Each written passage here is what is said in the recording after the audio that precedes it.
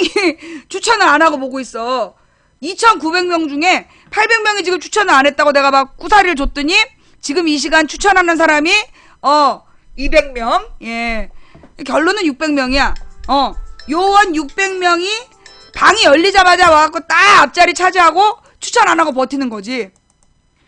근데 그 괘씸한 일베 청년이 그들이 꾸준히 연락을 해와. 그러면서 그 자기 친구들 중에서도 흔들리는 애들이 있는 것 같대. 그 저기 일베들도 지금 망치 부인 방송을 보면 그 흔들리는 것 같다. 자기가 볼 때 자기가 일베에 피가 흐르기 때문에 아는데 지금 일베 애들도 망치 부인 방송을 보면서 많이 흔들리고 있다. 예, 그런 얘기를 하더라고요. 진짜인지 아닌지 모르겠어요. 예, 좌우지간 이 시간 추천해주신 2,531분께 진심으로 감사를 드리면서 예, 하도 추천 안 해서 그냥 강제로 지금 추천 뺏고 있는 중이에요. 시청해주신 모든 분들께 감사드리고 후원해주신 한 분 한 분께 진심으로 감사드립니다. 감사 인사 못 드린 점 죄송하고요. 자, 좌우지간. 그래서 이제 아까 하던 말을 계속하면 예. 그래서 이제 국정원 지금 그래서 국정원 문제에 대해서 어떻게 되고 있느냐라고 오늘 인터뷰 전화가 들어왔었어요.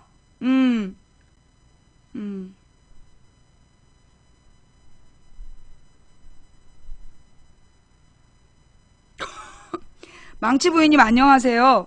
시사수다방 시청자 누구누구입니다. 제가 살고 있는 곳은 새누리 텃밭인 울산 남구고요. 지금 엄마랑 찜질방을 왔는데 70대 할머니께서 TV를 보시다가 박근혜가 대통령이 되고 나서 지금 나라가 엉망이라며 미국 갔다 오고 나서 독재 준비 중이라면서 이명박 때보다 빚이 더 늘어날 것이라고 이야기하시네요. 주위의 할머니들도 그러냐며 이야기를 듣고 계시고요. 전에 찜질방에 왔을 땐 정치는 다 똑같다며 욕을 하는 아주머니들을 만났는데 이제 시민들이 정부의 실체에 대해서도 알고 서서히 변하는 것일까요? 이상 경상도 시민들 반응이었습니다. 내가 뭐라 그랬어. 언론이 뒤집어지고 있다 그랬잖아. 언론이 뒤집어지고 있다고. 예. 특히 이게 경상도 사람들이 가지고 있는 자부심이라는 게 있어. 뭐냐? 옛날에 민족 항일운동 대구에서 했다. 아, 그래. 그것도 있다. 예. 그래. 이 국정교과서가 왜 경상도에서도 안 먹히느냐 하면 경상도가 옛날에 항일운동의 중심지였거든. 경상도 사람들이 갖고 있는 게 옛날에 여기가 항일운동의 중심지였다. 그게 있는 거야. 예. 그래서 이 국정교과서 역사 문제는요. 이게 안 먹히는 거예요. 왜 매번 이명박도 박근혜가 이명박이 뉴라이트 교과서 하라고 그렇게 지랄했는데 안 먹혔지. 교학사 교과서 하라고 했는데 안 먹혔지. 그 이유가 뭐겠어. 지금 이번에 국정교과서 한다고 발표했는데 역풍 불고 있잖아. 내가 볼 때 이 역풍 무서운 바람이야. 이 국정교과서 역풍이 장난이 아닐 거야. 내가 봐도 이거 지금 국민들의 여론이 바뀌고 있어. 야, 근데 말이에요. 내가 이번에 광화문에서 찾아낸 거 있잖아. 아이들의 역사 교육과 우리들의 노후가 무관하지 않다라는 이야기. 솔직히 얘기해서 나 그런 생각 안 해봤었거든요. 예.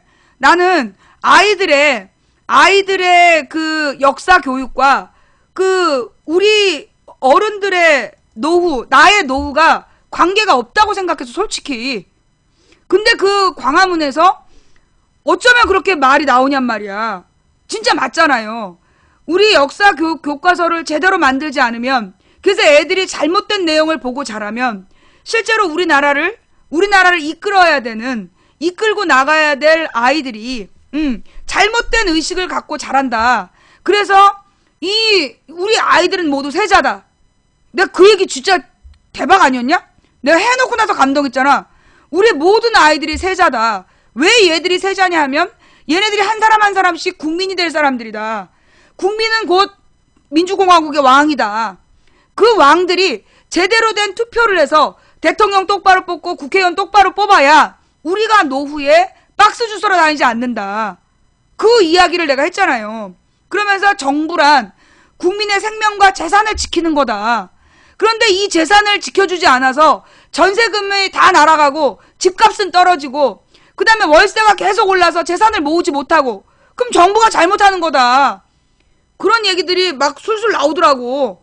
근데 그 말이 진짜 맞는 것 같아. 그죠? 지금 그러면서 어르신들도요. 지금 어르신들 입장에서도 이 역사교과서 문제에 대한 반론이, 반대 의견이 늘어나기 시작했어. 지금, 그니까, 주말에 50대를 중심으로 해서 이제 막 흔들리기 시작했다면, 이제 60, 70대에도 변화가 있는 거야. 이거 봐. 오죽하면 울산에서 70대 어르신이 이러고 있대잖아. 어르신들도 이제 변하는 거예요. 어르신들도 지금 변화가 되는 거야. 왜? 내가 그랬잖아. 우리나라 70대 어르신들의 기본 정서가 항일이다. 일제 때 너무 배고팠기 때문에, 너무 배고프고 너무나 괴로웠었기 때문에 지금 우리나라의 70대 어르신들은 항일 감정이 기본이에요. 근데 그분들이 이 역사교과서라는 걸 가지고 나라를 쑥대밭으로 만드니까 거기에 대한 불만을 터뜨리고 있는 거야. 그리고 이 정의화가 국회의장이잖아. 정의화가 국회의장이고 새누리당 이 수도권 의원들도 지금 난리 났어. 어마어마하게 항의를 받는 거야. 새누리당 수도권 의원들이 수도권에서 엄청 항의를 받고 있는 거야. 그러니까 정의화가 그게 새누리당 의원이면서 국회의장을 했단 말이야. 그러면 이제 새누리당 내부에서 나름대로 그 영향력 있는 의원이라고. 근데 이 사람이 박근혜가 과정과 절차를 잘못했다. 국정교과서가 공론화 과정 한 번 없이 여기까지 온 거는 잘못된 거다라는 지적을 했다는 거야. 그건 뭐냐? 지금 새누리당 의원들도 동요하고 있다는 거야. 굉장히 많이. 그리고 내가 그랬잖아. 실제로 우리 신랑이 서명운동 봤는데 깜짝 놀랐대. 사람들이 줄 서가지고 판때기가 5개면 꽤 많이 동시에 할 수 있는 거잖아. 줄 서서 기다렸다가 서명을 하고 가더래. 그 어저께 들어와갖고 깜짝 놀란 거야. 반응이 너무 놀라다. 저 복사해 간 거 서명 다 받아가지고 들어왔대. 1시간 반인가 만에 복사해서 간 서명용지를 전부 다 서명을 해버려갖고 들어왔다는 거야. 서명운동을. 신기하죠? 근데 지금 주변 가봐. 여러분 주변에 이제 지난주 초나 중반에는 뭐 한두 명이 막 큰 소리로 비판하고 나머지가 조용했어. 근데 이제 한두 명이 비판할 때 2-3명이 쳐다보고 동조하는 눈빛을 보냈던 수준이라고. 지난주 초가. 근데 지난주 말이 됐을 때 반대하는 여론이 더 많아졌어. 그런데 여론조사 기관에서 발표한 내용은 찬성이 더 많다라는 식으로 발표를 한 거야. 근데 내가 담대히 주장했잖아. 거짓말이다. 국정화 반대 여론이 압도적으로 더 많다라고 내가 얘기를 했어. 그러고 나서 주말에 정말 새정연 자체 여론조사에서 국정화 반대 54.7, 찬성 37.6. 이 새정연 얘네가 말이에요. 그 지난주 월요일날 그 이종석 누구지? 그 원내대표 그 원내대표가 나와서 그 찬반 여론이 반반이라고 얘기를 하는 거야. 그 이유가 시험생 수험 문제라고. 수능 이종걸. 수험생 시험이 국정교과서가 더 유리하다는 생각 때문에 찬성 여론이 뭐 많다는 거야. 뭐 비등하다는 거야. 찬반 여론이. 그러면서 되게 애매하게 얘기를 하더라고. 그리고 내가 욕하려고 CBS 가입한 거 아니야. 이런 언변으로 무슨 정치를 하냐고. 내가 막 이종걸 원내대표 때 막 욕을 했던 게, 정치라는 건요. 정치라는 건 그 여론만 보면 안 되는 거야. 아니 노무현이 여론만 봤어? 판을 만들었잖아. 새롭게 판을 만들었다고. 그래서 자기가 제시하는 판으로 사람들을 설득할 수 있어야 되는 거야. 그게 정치예요. 그런데 지금 새정연 의원들이 그동안에 국민 여론을 모른 거야. 찬반이 반반인 줄 알고 있었다니까 지금. 그러다가 지네들이 여론조사 돌려보고 이제 아는 거지. 그러니까 내 말을 안 믿은 거야 이것들은. 새정연은 기본적으로 내 말을 안 믿어. 내가 반대 여론이 더 많다 그랬잖아. 근데 내 말 안 믿고 말이야. 갑자기 어디 갔어? 새누리 안방 대구 경북에서도 국정화 반대. 이거 봐. 대구 경북 사람들이 뭐 지난 여론조사에서는 국정화 찬성한다는 여론이 높다라고 계속 나왔잖아요. 자, 한번 봅시다. 이건 내가 볼 때 국정교과서로 대동단결하고 있어, 국민들이. 내가 뭐라 했어. 이 국정교과서가 박근혜 무덤 될 거라 그랬잖아. 이건 내가 볼 때 박양의 오빠들이 실수한 거야. 박양의 오빠들이 워낙 역사의식이 없다 보니까 박근혜나 그 주변 사람들이 역사의식이 없어서 국정교과서가 국민들에게 어떤 느낌을 주는지를 모른 거야. 야, 근데 진짜 나 이 기사 못 봤거든요? 이게 어제 나온 뉴스군요. 새누리 안방 대구 경북에서도 국정화 반대. 야, 기가 막힌다 진짜. 예. 지금 그니까 대구 경북 사람들도 이제 국정교과서 반대 집회를 했다는 얘기구나. 야, 대구 경북 지역 사학과 교수들이 한국사 국정교과서 집필 참여 거부를 선언한 데 이어 대학생들도 대자보와 1인 시위를 벌이는 등 지역에서도 역사교과서 국정화 반대 목소리가 커지고 있다. 경북대학교 사학과 교수 전원과 대구대학교 역사학과 교수 전원을 포함한 대구 경북 지역 9개 대학교 역사전공 교수들은 지난 19일 박근혜 정권의 국정화 강행에 반발하며 국정교과서 집필 참여 거부를 선언했다. 이번 집필 거부 서명에는 경북대 17명을 비롯해 안동대 6명, 영남대 4명, 대구대 4명, 계명대 4명, 대구한의대 2명, 대구 카톨릭대, 동국대, 경주 캠퍼스, 대구교대 각 1명씩 명예교수를 포함 4명, 명예교수 4명 포함 40명이 참여했다. 대학 교수들의 국정교과서 집필 거부 서명은 지난달 24일 역사학 전공 교사와 교수 등 모두 197명의 국정화 반대 서명에 이은 것으로 박근혜 대통령의 핵심 지지 기반이자 새누리당의 본거지인 대구 경북 지역에서 사학과가 있는 대학들이 모두 참여해 더욱 의미가 깊다. 이들은 성명서를 통해 박근혜 정권이 21세기 민주사회에 역행하는 한국사 교과서의 국정화를 획책하고 있다며 이것이 정권 안보를 위한 정치적 의도로 기획되었음을 우리는 잘 알고 있다고 비판했다. 이어 박정희 정권이 도입한 국정교과서 체제의 망령을 되살리는 역사 왜곡의 터널로 또다시 들어가야 한단 말인가라고 되물었다. 교수들은 또 한국사 교과서의 국정화는 역사를 하나로 가르쳐 국론이 분열되지 않도록 하기는커녕 국정화 논의 자체로 이미 국론을 분열시키고 있다며 정권마다 자신의 입맛에 맞는 교과서를 제작하려 들 것이기 때문에 정권이 바뀔 때마다 우리 사회는 교과서 개정을 둘러싼 혼란에 빠지게 될 것이라고 우려했다. 또한 한국사 교과서 국정화는 교육의 자주성과 전문성, 정치적 중립성을 보장하는 헌법 정신에 어긋날 뿐 아니라 과거의 의미를 해석하고 비판하며 미래의 교훈을 찾아가는 역사교육을 무력화시키고 다원적 가치와 창조성 상상력을 제한할 것이라고 지적했다. 이들은 박근혜 정권은 민주시민의 목소리와 전문가들의 의견에 귀를 기울여 한국사 교과서의 국정화 시도를 즉각 중단해야 할 것이라며 한국사 교과서 국정화에 반대하는 대구 경북 지역 역사학 전공 교수 일동은 박근혜 정권이 추진하는 국정화 집필에 일절 참여하지 않을 것이라고 밝혔다. 역사학 교수들의 국정교과서 집필 거부에 이어 대학교에는 대자보가 붙고 학생들의 1인 시위도 이어지고 있다. 정부가 지난 12일 국정화를 발표한 이후 경북대, 영남대, 대구대, 대구 카톨릭대, 대구 교대 등 게시판과 학교 외벽 등에 대자보가 붙었다. 경북대 복지관을 비롯한 사회대 게시판에는 친일과 독재를 미화하는 역사 쿠데타, 가만히 두고 볼 수 없습니다. 유신반동, 민주퇴행, 국정교과서 반대한다는 등의 대자보가 곳곳에 붙어있다.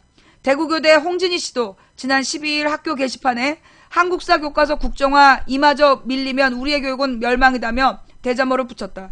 홍 씨는 대자보에서 그들이 말하는 좌편향이란 과연 무엇인가라며 목숨 바쳐 싸웠던 독립운동가들도 해방 후에는 좌파와 빨갱이로 매도되었고 민주주의를 외치던 민중들도 좌파와 빨갱이로 잡혀들어갔다고 말했다. 홍 씨는 이어 돈과 권력을 가진 자들에게 기존의 낡은 체제에 맞서 싸우며 온몸을 던진 사람들 모두 좌파였으며 방해되는 존재였다며 하지만 그들이 말하는 좌편향 종북 프레임은 더 이상 설득력이 없다고 주장했다. 홍 씨는 대자보에서 우리는 더 이상 기득권의 횡포를 두고 볼 수 없다며 우리에게 남아있는 마지막 양심을 부여잡고 일어서 우리의 교육을 멸망으로부터 구출해내자고 학생들에게 호소했다. 이쁘네. 이 이쁜 것만 보면 안 돼요? 그랬더니만 이제 사람들이 대구 대학생이 한국사 교과서 국정화 반대 1인 시위를 진행하자 많은 사람들이 음료수와 빵을 건네주었다. 어머, 날도 더운데 수고가 많으십니다. 이렇게 행동해 주셔서 정말 감사드려요.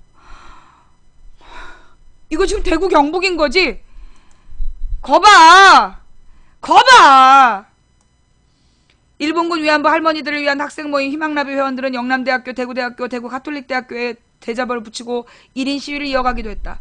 영남대학교 정문 앞에는 지난 12일 학교 정문 앞에서 국정화를 반대하는 1인 시위가 벌어졌고 대구대와 대구가톨릭대학교에서 매일 1인 시위를 이어가고 있다. 이동춘 대구가톨릭대 경영학과 학생은 친일 독재 미화는 국정교과서 규탄한다는 대자보를 붙이고 20일부터 22일까지 중앙도서관 앞 광장에서 1인 시위를 벌이고 있다. 이 씨는 대자보를 통해 역사를 배우는 목표 중 하나는 역사를 비판적으로 보는 시각을 기르는 것이라며 그러나 국정교과서는 친일 세력이 그들의 만행을 축소하고 미화하려는 것이라고 비판했다. 한국사 국정교과서 풍문으로 들었소라는 제목의 대자보를 붙인 대구대학교 김아름 씨는 실명으로 대자보를 붙인 이유에 대해 학생들이 자신의 목소리를 내는 것을 꺼려하지만 당당해야 한다고 생각했기 때문이라며 다른 학생들이 동조하고 익명으로라도 따라줬으면 하는 마음이라고 말했다. 김 씨는 이어 과거 편향적인 교과서를 만들었던 뉴라이트가 역사 교과서 국정화를 주도하는 것 자체가 편향적이라며 나라를 위해 목숨을 바쳤던 수많은 분들과 군사 독재 시절 민주주의를 위해 목숨을 바친 분들에 대한 것 등 올바른 역사를 가르쳐야 한다고 강조했다. 김 씨는 1인 시위를 진행하자 음료수나 빵 등을 건넨 학생들도 많았다고 전했다. 관심 있게 지켜보고 있다고 말한 학생들과 대자보를 보고 힘내라며 전화를 걸어온 학생들도 있었다며 많은 학생들이 반대하는 것을 확인할 수 있었다는 것이다. 대구 지역 시민단체들도 촛불문화제와 피켓 시위를 이어가고 있다. 전교조 대구지부 역사모임 교사들을 중심으로 한 시민단체 100여 명은 지난 16일 대구 중구 동성로 한일극장 앞에서 촛불문화제를 열고 피켓 시위를 벌였다. 이들은 한국사 교과서가 정부의 입맛대로 국정화되면 친일파가 독립군 됩니다 등의 손피켓을 들고 한일극장 앞에서 시민들에게 국정화 반대 홍보를 벌이기도 했다. 이들 시민단체들은 매주 금요일 오후 이곳에서 촛불문화제를 이어가고 매일 점심시간을 이용해 1인 시위를 벌여나갈 생각이다.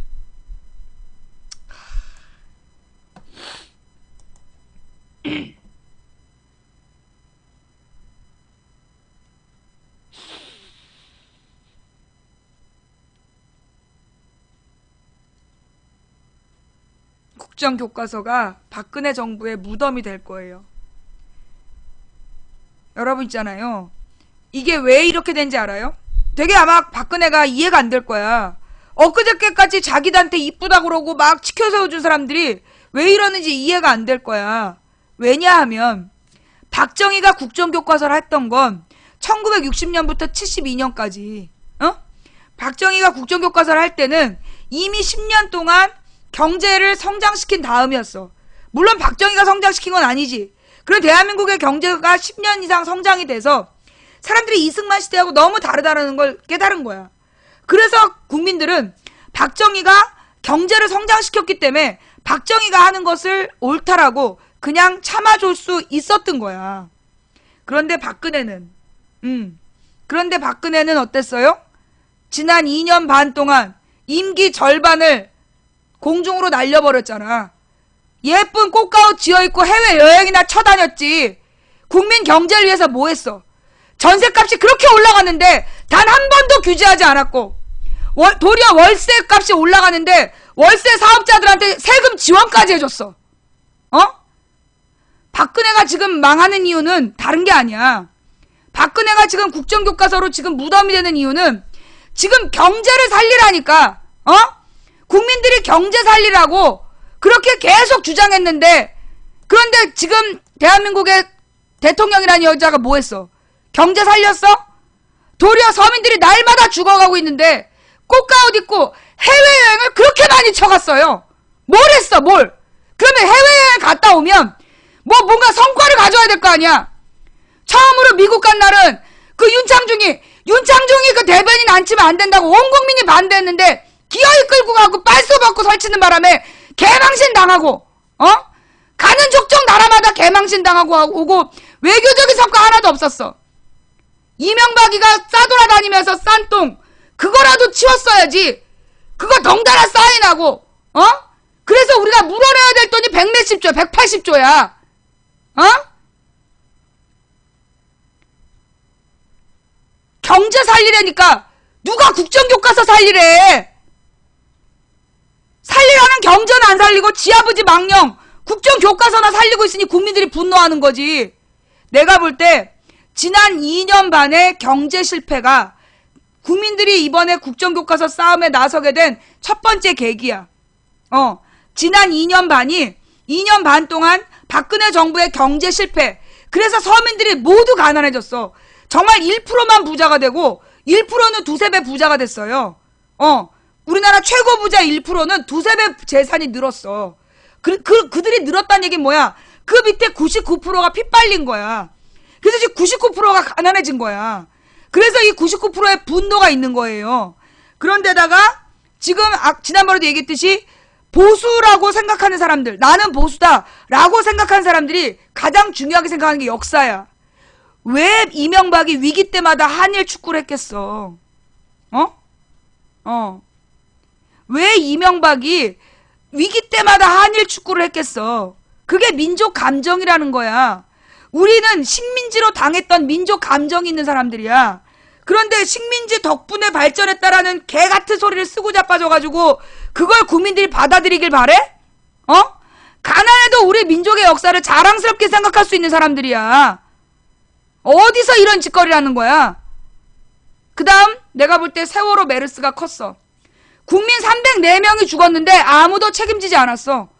진상조사 방해했어. 우리 국민이 모를 것 같았지. 그 댓글원에서 1년 동안 내리 허위사실 유포했잖아. 세월호 사건에 대해서 내리 허위사실 유포하고 깎아내리고 별지랄 다 했잖아. 오뎅탕 어묵닭 그러면서 교복 입고 개지랄 다 했잖아. 세월호 1주년에 우리 방송 6,000명이 보더라. 작년에 세월호 첫날 7,000명이 봤어. 이제까지 내 방송 본 기록이 깨진 날이야. 그날 최고 기록이 7,000명인데 그게 세월호 사건 당일이었어. 그런데 1년 만에 6,000명이 보더라고. 아니다 5,000명이 봤다. 5,000명 5,000명이 봤다는 얘기는 아직도 세월호에 대해서 많은 국민들이 기억하고 있다는 거야. 그날 누적 시청자 15만이었어. 그 다음 메르스 사태 때 6,000명이 보더라고. 그때 채널A, TV조선, YTN 하루 종일 국민들에게 협박했잖아. 위험하다고. 치사율 40%라고. 2, 3일 동안 일주일 내리 메르스로 겁을 준 거야. 그때 유일하게 누구만? 망치 부인만. 그거는 메르스는 그거 바이러스다. 그거 독감이다. 건강 상태가 안 좋은 사람들이 걸리면 죽는 거지. 건강한 사람들은 메르스 위험하지 않다. 도리어 내가 국민들을 안심을 시켰어. 기억나지? 그거 기억나지? 그런데 처음에 사람들이 전부 다 나를 의심했잖아. 나한테 도리어 댓글원이 책임질 거냐고 물어봤어. 그날 기억나요? 내가 그 메르스 그거 독감이다. 건강한 사람은 괜찮고 병자들한테 위험한 거다. 중환자들한테 위험하다. 그 다음에 내가 그 마스크는 건강한 사람이 써봤자 소용없다. 메르스 환자가 마스크 써야 되는 거다. 의심병 환자, 의심되는 사람이 쓰는 거다. 내가 했던 이야기들 나한테 책임질 거냐더니 나중에 일주일 뒤에 모든 방송에서 똑같이 따라했잖아. 기억나지? 그날도 사실 솔직히 지금 생각해보면 신기한 날이야. 내가 무슨 의사도 아니고 의료진도 아닌데 내가 메르스에 대해서 정확하게 얘기를 했어. 지금 생각해보면. 그지? 그리고 나서 그게 일주일 뒤에 의료진들이 내 말이 맞다 그랬잖아. 내 말이 다 맞다 그랬잖아. 그런데 그때 100몇십 명이 걸리고 30몇 명이 죽었어. 누가 책임졌어? 보건복지부에서 그 박근혜가 임명한 보건복지부에서 메르스 아니라고 우기다가 온 나라에 메르스가 퍼진 거야. 누가 책임졌어? 아무도 책임을 안 졌어. 세월호 아무도 책임 안 졌지? 메르스 아무도 책임 안 졌지? 그 다음에 이 전쟁쇼를 얼마나 사람들 두렵게 했어. 그 전쟁쇼를 지네가 판 깔았는데 전쟁의 국제적 배경, 역사적 배경, 그들이 지금 추진하는 바, 그러면서 전쟁 안 난다. 그러면서 내가 쫙 방송했잖아. 여기에 국민들이 쌓이고 쌓인 게 이번에 국정교과서로 터져버린 거야. 거기다가 박근혜가 미국 가가지고 뭐 저기 뭐니 F-35 핵심 기술이라도 받아왔다면 그걸로 얘네들이 도배했을 수 있어. 그것도 안 됐잖아. 어? 이명박 방위산업 비리도 다 처벌 안 한 상태에서 지금 박근혜 정부의 수석과 그 인간들이 그 또 다른 방위산업 비리가 생긴 거 아니야. 어? 그걸 뒤집으면서 생긴 문제란 말이야. 박근혜 정부 책임이야 온전히. 이미 돈도 다 줬는데 어떡할 거야 이거. 국민들이 지금 뿔날 대로 뿔나 있는 거야. 사실 우리는요. 그동안 기업이 어렵다. 온 국민이 믿어줬잖아. 대한민국 국민들이 착해가지고 기업이 어렵다 그럼 다 믿어줬어요. 그죠? 예. 그런데 강원도 5개 대학 사학 교수들도 집필 거부. 경상도 다음으로 보수적인 동네가 강원도란 말이야. 강원도에서도 지금 집필 거부를 지역에서 선언하고 나오는 거야 이거. 어? 이내 무덤이 될 거라 그랬잖아. 이 국민들이 2년 반을 이게 원래 2년 반이 지나면 대통령의 인기가 떨어지게 돼 있어. 그런데 그동안 박근혜는 생구라를 쳐가지고 지지율 50%라고 이제까지 뻔뻔스럽게 밀고 왔단 말이야. 그런데 내가 볼 때 이 국정교과서로 대구 경북 지역부터 아니 경상도도 강원도도 돌았을 거야. 박근혜한테. 경상도도 강원도도 박근혜한테 돌아서. 그럴 거예요. 왜? 우리 민족의 민족 감정이라는 게 있다니까. 우리가 식민지 때 얼마나 당했어. 우리 일본 놈들이 일본 제국주의자들이 우리 국민들한테 무슨 짓 했어? 그거 우리 사진으로 다 봤잖아. 솔직히 말해요. 정신대 사진 이런 거 옛날에 인터넷이 발달 안 했을 때는 우리가 다 몰랐어요. 그랬잖아요. 인터넷이 없던 시절에는 지네가 뻥을 치고 그 뉴스로 나온 것들도 지네가 막 쥐고 흔들 수 있었어. 그러나 지금은 어떻게 됐어요? 지금은 국민들이 그 일제 만행을 사진으로 다 봤어. 인터넷에서. 그런데 일본 놈들이 일본이 조선을 식민지로 지배해서 뭐? 발전했다? 어디서 이런 미친년 꼭꼭꼭 춤추는 소리라고 자빠졌어. 역사 기록을 그러니 국민들이 화가 나는 거지. 거기다가 박정희에 대해서도요. 사람들이 그동안에 박정희를 인정해줬던 건 뭐냐? 경제를 성장시켰기 때문이야. 그런데 박근혜가 뭐 경제야 노무현 때 노무현이 대통령 할 때 환생경제 한번 가져와봐. 경제를 죽였다고 노무현이 경제야 그러면서 노무현 대통령한테 육실할 놈이라고 한나라당 의원들이 공식 행사에서 욕하고 지랄한 거 아니야? 그러면서 지네가 하면 경제를 살리겠다고 재벌 경제만 살렸어. 이명박 박근혜 7년 반 동안 재벌들의 재산은 5, 6배로 불어났어. 국민들은 5, 6배로 가난해졌다고. 전세금 내려가고 월세 보증금 날리고 지방으로 밀려나가고 국민을 근데 솔직히 얘기해갖고요. 내가 왜 국가가 국민을 먹여 살려야 된다는 얘기 올해부터 하지 않았어요? 내가 올해부터 정부는 국민을 먹여 살려야 된다. 그리고 정부는 일하고 싶은 사람에게 일자리를 만들어줘야 된다. 그게 한 2달 새에 얘기했던 것 같아. 그죠? 그 전에는 솔직히 얘기해갖고 이런 말 하면 죄송하지만 국가에서 국민을 먹여 살려야 될 의무가 있는 걸 나도 몰랐어요. 지금 와서 설명하는데 그 국가에서 국민의 일자리를 만들어야 되고 먹여 살릴 의무가 있다는 걸 나도 몰랐어. 내 방송 오래 들은 사람들은 알 거야. 내가 작년까지 그런 얘기 안 했잖아요. 그죠? 내 작년까지는 그 국가에서 국민을 먹여 살려야 된다는 얘기를 안 했어. 몰랐다니까? 몰랐는데 어느 순간 내가 방송으로 하면서 내가 깨달았어. 맞아. 고용노동부가 있는 이유가 뭐겠어? 헌법에 근로의 권리가 있는 이유가 뭐겠어? 방송하면서 떠오른 생각이에요. 근데 그 말이 맞잖아. 왜 정부기관에 중소기업청이 있고 왜 고용노동부가 있고 왜 헌법에 근로의 권리를 보장했겠어? 정부의 존재 역할이 그거라는 거야. 국민의 생명과 재산을 보호한다는 거. 국민의 생명과 재산을 보호한다는 게 자, 잠깐만요. 나더러 대통령 욕한다는 인간들 좀 이따 기다려. 어디 가지 말고 그대로 가만히 있어. 너 뒤졌어 이제. 국민의 생명과 재산을 보호하라는데, 예, 국민의 생명과 재산을 보호하는 게 정부의 역할이다. 누가 얘기한 거야? 누가? 박근혜가 얘기했잖아. 김선일 한 명 죽었을 때, 2004년에 김선일 죽었다고 박근혜가 노무현한테 해퍼 부으면서 국민의 생명과 재산을 지키는 게 정부의 기본적인 역할인데 그것조차도 못하는 무능한 정부를 보면서 치가 떨립니다. 우리도 떨려. 너 노무현 때 한 명 죽었다고 치 떨린댔지. 우리가 센 것만 몇 명이냐. 세월호로 304명 죽었지. 판교 그거 경기도 공식 행사였어. 판교 환풍구에서 몇 명 또 죽었지? 메르스로 또 죽었지? 그 모든 게 누구의 잘못이야? 정부의 잘못이야. 왜?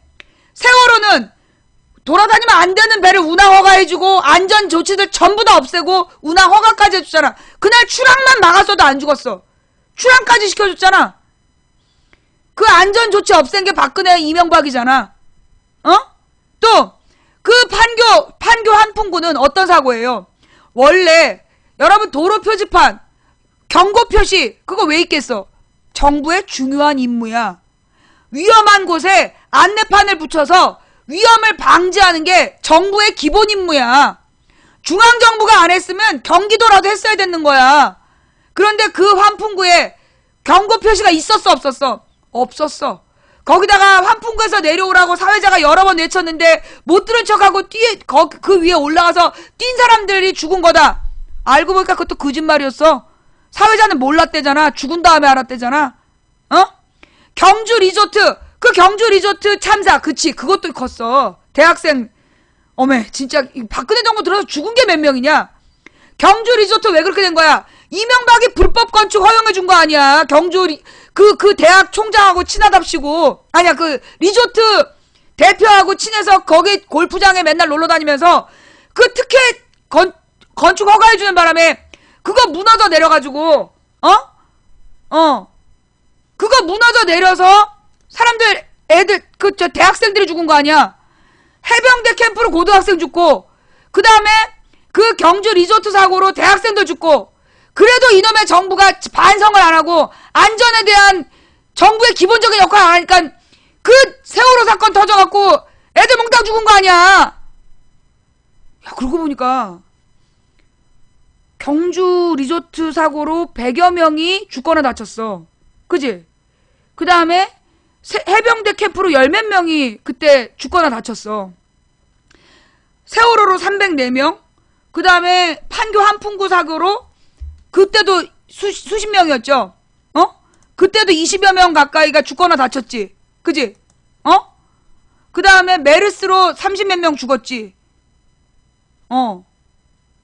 그리고 저기 죽진 않았지만 지뢰사고로 막 부상당하고 그 다음에 이 군인 사건도 이제까지 군대 사건이 이렇게 윤일병 사건 윤일병 사건에 그 다음에 또 그 총기 들고 나왔던 무슨 병장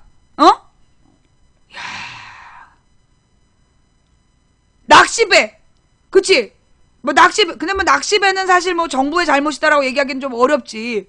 그건 정말 이 탐욕에 돌고래호를 운영했던 그 사람들의 문제였고, 물론 예보 시스템이 안 되었었던 거죠. 예보가 잘못돼가지고, 윤일병, 그 다음에 임병장, 예비군, 맞아. 예비군 훈련소 총기 사건. 박근혜 정부 때 죽은 게 몇 명이야? 잠깐만요. 노무현 대통령 때 박근혜가 연설했던 거, 그 영상 좀 다시 한번 올려주실래요? 예. 박근혜가 노무현 대통령 때 연설했던 거. 잠깐만요.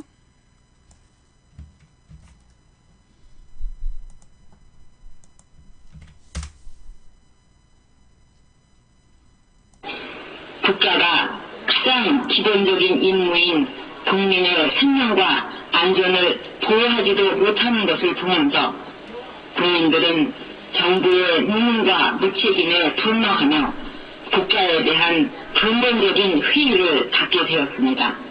잠깐만요. 처음부터 다시.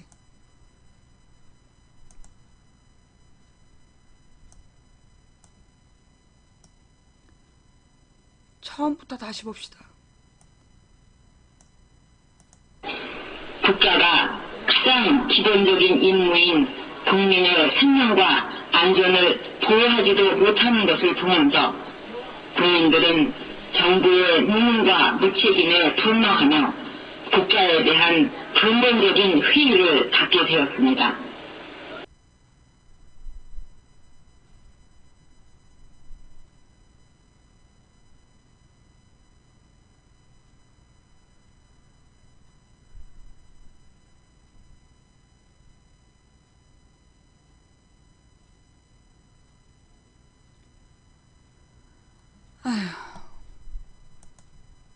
저 때 이거 말고요.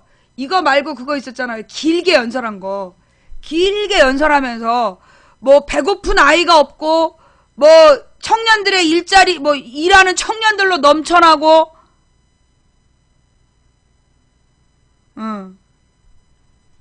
빨갱이들 모임임? 누가 빨갱이야? 어? 누가 빨갱이야? 우리 아버지는 노동당 당원인 적이 없어. 박근혜 아버지가 노동당 당원이었지. 나는 김정일이나 김정은하고 악수 같은 거 해본 적이 없어. 뭐 김일성 주차탑 가본 적이 없는 사람이야. 어? 김일성 주차탑에 올라가고 김정일이가 막 각별한 대우해주고 그거 박근혜잖아. 누구더러 빨갱이래. 어? 아, 이 새끼들 진짜. 너 박근혜가 김정일 칭찬한 거 한번 읽어볼래? 내가 만약에 그렇게 얘기했으면 이석기 옆방에 날 잡아넣었을 거야. 예. 한국 사학계 원로들 국정화 철회 국사편찬위원장 사퇴해야. 야, 이거 생각보다 이거 국정교과서 싸움 이러다 빨리 끝나겠는데? 이러면 안 되는데? 이 국정교과서 싸움 이거 6개월은 가야 되는데. 잠깐만요. 여기 모인 우리들은 평생 동안 한국사를 연구하고 교육하다 대학에서 정년 퇴직한 학자들입니다. 역사 교육의 문제는 학계의 학문적 결과가 정리되어 역사 교육에 적용되어야 할 터인데 정치권에서 이념적 잣대를 가지고 문제를 제기하고 정치적 이해득실로 연결시켜 나가는 것은 유감이 아닐 수 없습니다.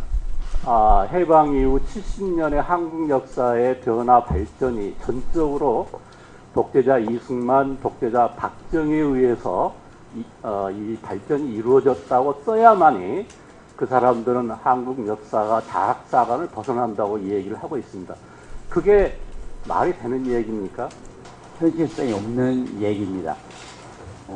어떤 기준을 만들어 놓고 그 틀 속에서 역사를 쓰라 이렇게 얘기할 때 다양성이 나올 수가 없을 겁니다. 우리가 어느 시대부터인가 이 용어가 굉장히 격해졌습니다. 우리 일반적으로 쓴 그 용어들이. 근데 전쟁이라는 말은 그렇게 아무데나 붙이는 게 아니죠.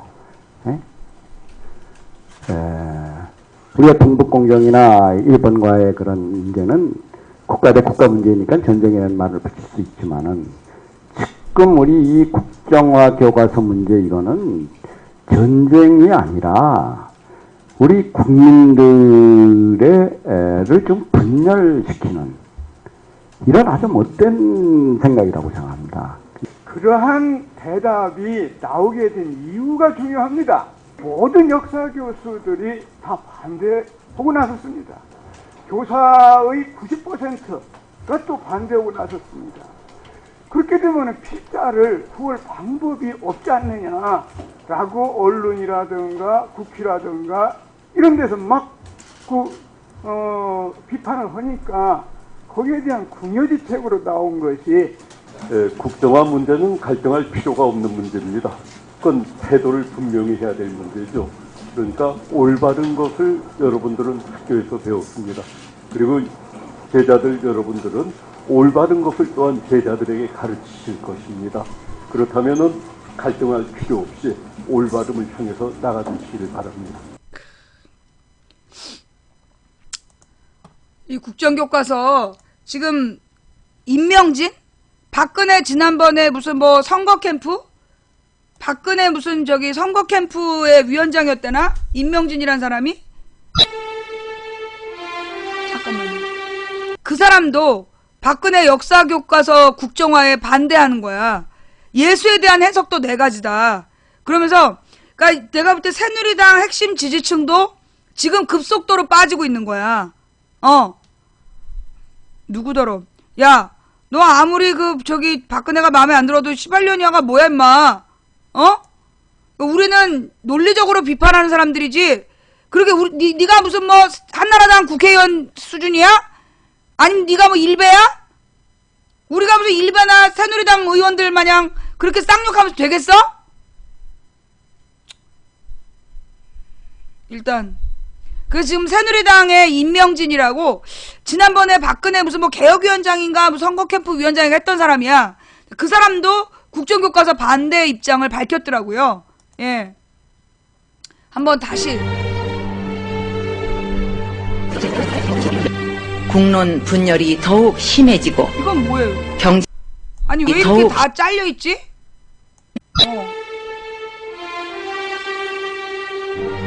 아니요. 잠깐만요. 오늘 이 연설을 볼 때가 아닌가 봐. 지금 우리 파치 누구지? 저기 시청자가 올려준 연설이 다 잘려있어 지금. 응. 그니까 박근혜가 앞에 했던 연설이 잘리고 왜 지금 유튜브의 영상이 정상이 아니죠? 뭔가 좀 이상해. 저기 제대로 된 영상이 올 때까지 요거 한번 보고 있을게요.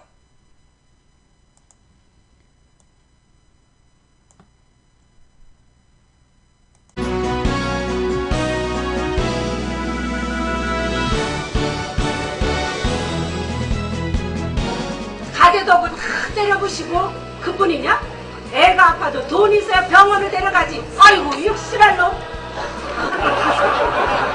인삼에도 욕을 하니 뭐 이런 개참놈이 다 있어. 아이 이점 가면 막 가자는 거죠? 야! 사회로 태어났으면 불알까지 내야지. 뭐가 잘났다고 마누라 친구들 데까지 난리가 난리야. 그러니까 육실할놈. 바로 친구까지 지랄. 죽일놈 같은 년. 은혜 너 이혼하고 이 자료로 그거나 떼달라고 해. 그거? 그래 그 거시기. 그래 그놈은 그 시기 말고 다닐 자격도 없는 놈이야. 경제주가 나서 정신이 하나도 없는데 수도 이사 나가자고 지금 그러니까 경제주가 나서 말만 막혀 죽었는데 엄마 불쌍하지 않아? 난 전두환 때 술에 취해서 선거벽부에다가 오줌을 싸다가 걸려서 그것도 전두환 얼굴에다 척척으로 쌌지. 그러다가 뭐 민주투사 된 거지 뭐. 내가 누구냐? 5천년 역사바로 세우기 연예인 위원장이거든. 누구든지 지 할아버지 아버지 뒤 이렇게 다 걸렸거든. 아마 당군 할아버지도 뒤를 캐면은 뭔가 그럴까? 그런데 말이야 미안하지만은 너는 고아잖아. 고아 뒤를 캐면은 뭐가 나올 게 있겠어? 그래 난 고아라는 게 이렇게 자랑스러운 적이 정말 없었어. 맞아, 고아가 떳떳하게 살 수 있는 이 세상, 이 얼마나 멋진 세상이냐. 이것이 바로 우리 참의 천국의 위협이야. 경제 죽은 거 우리 모두 책임이라고요. 안돼! 경태야! 가지마! 아따 그 정말 내 소리로 청생을 떨고 앉았네. 경제 그만하소. 경제 하나 죽은 거가 왜 이게 난리야 난리는. 묻는 말에 대답하고 경제를 살려주는 대신 내게 남편 데려가면 안 되겠어. 뭐라고요? 차라리 나를 데려가세요. 오늘 우리 저 지독한 영감이 큰 결심하셨어. 아줌마가 하도 매달리고 여기 모인 여러분 간절하게 애원하니 휴관 경제는 살려주고 대신 당신 남편 데려가되 3년간 그 형의 집행을 연기하라는 것이요. 고맙습니다. 3년 후면 당신 남편 데려가니 그때까지 잘 준비해서 가정을 잘 이루도록 하시오. 모두 조용히 하세요.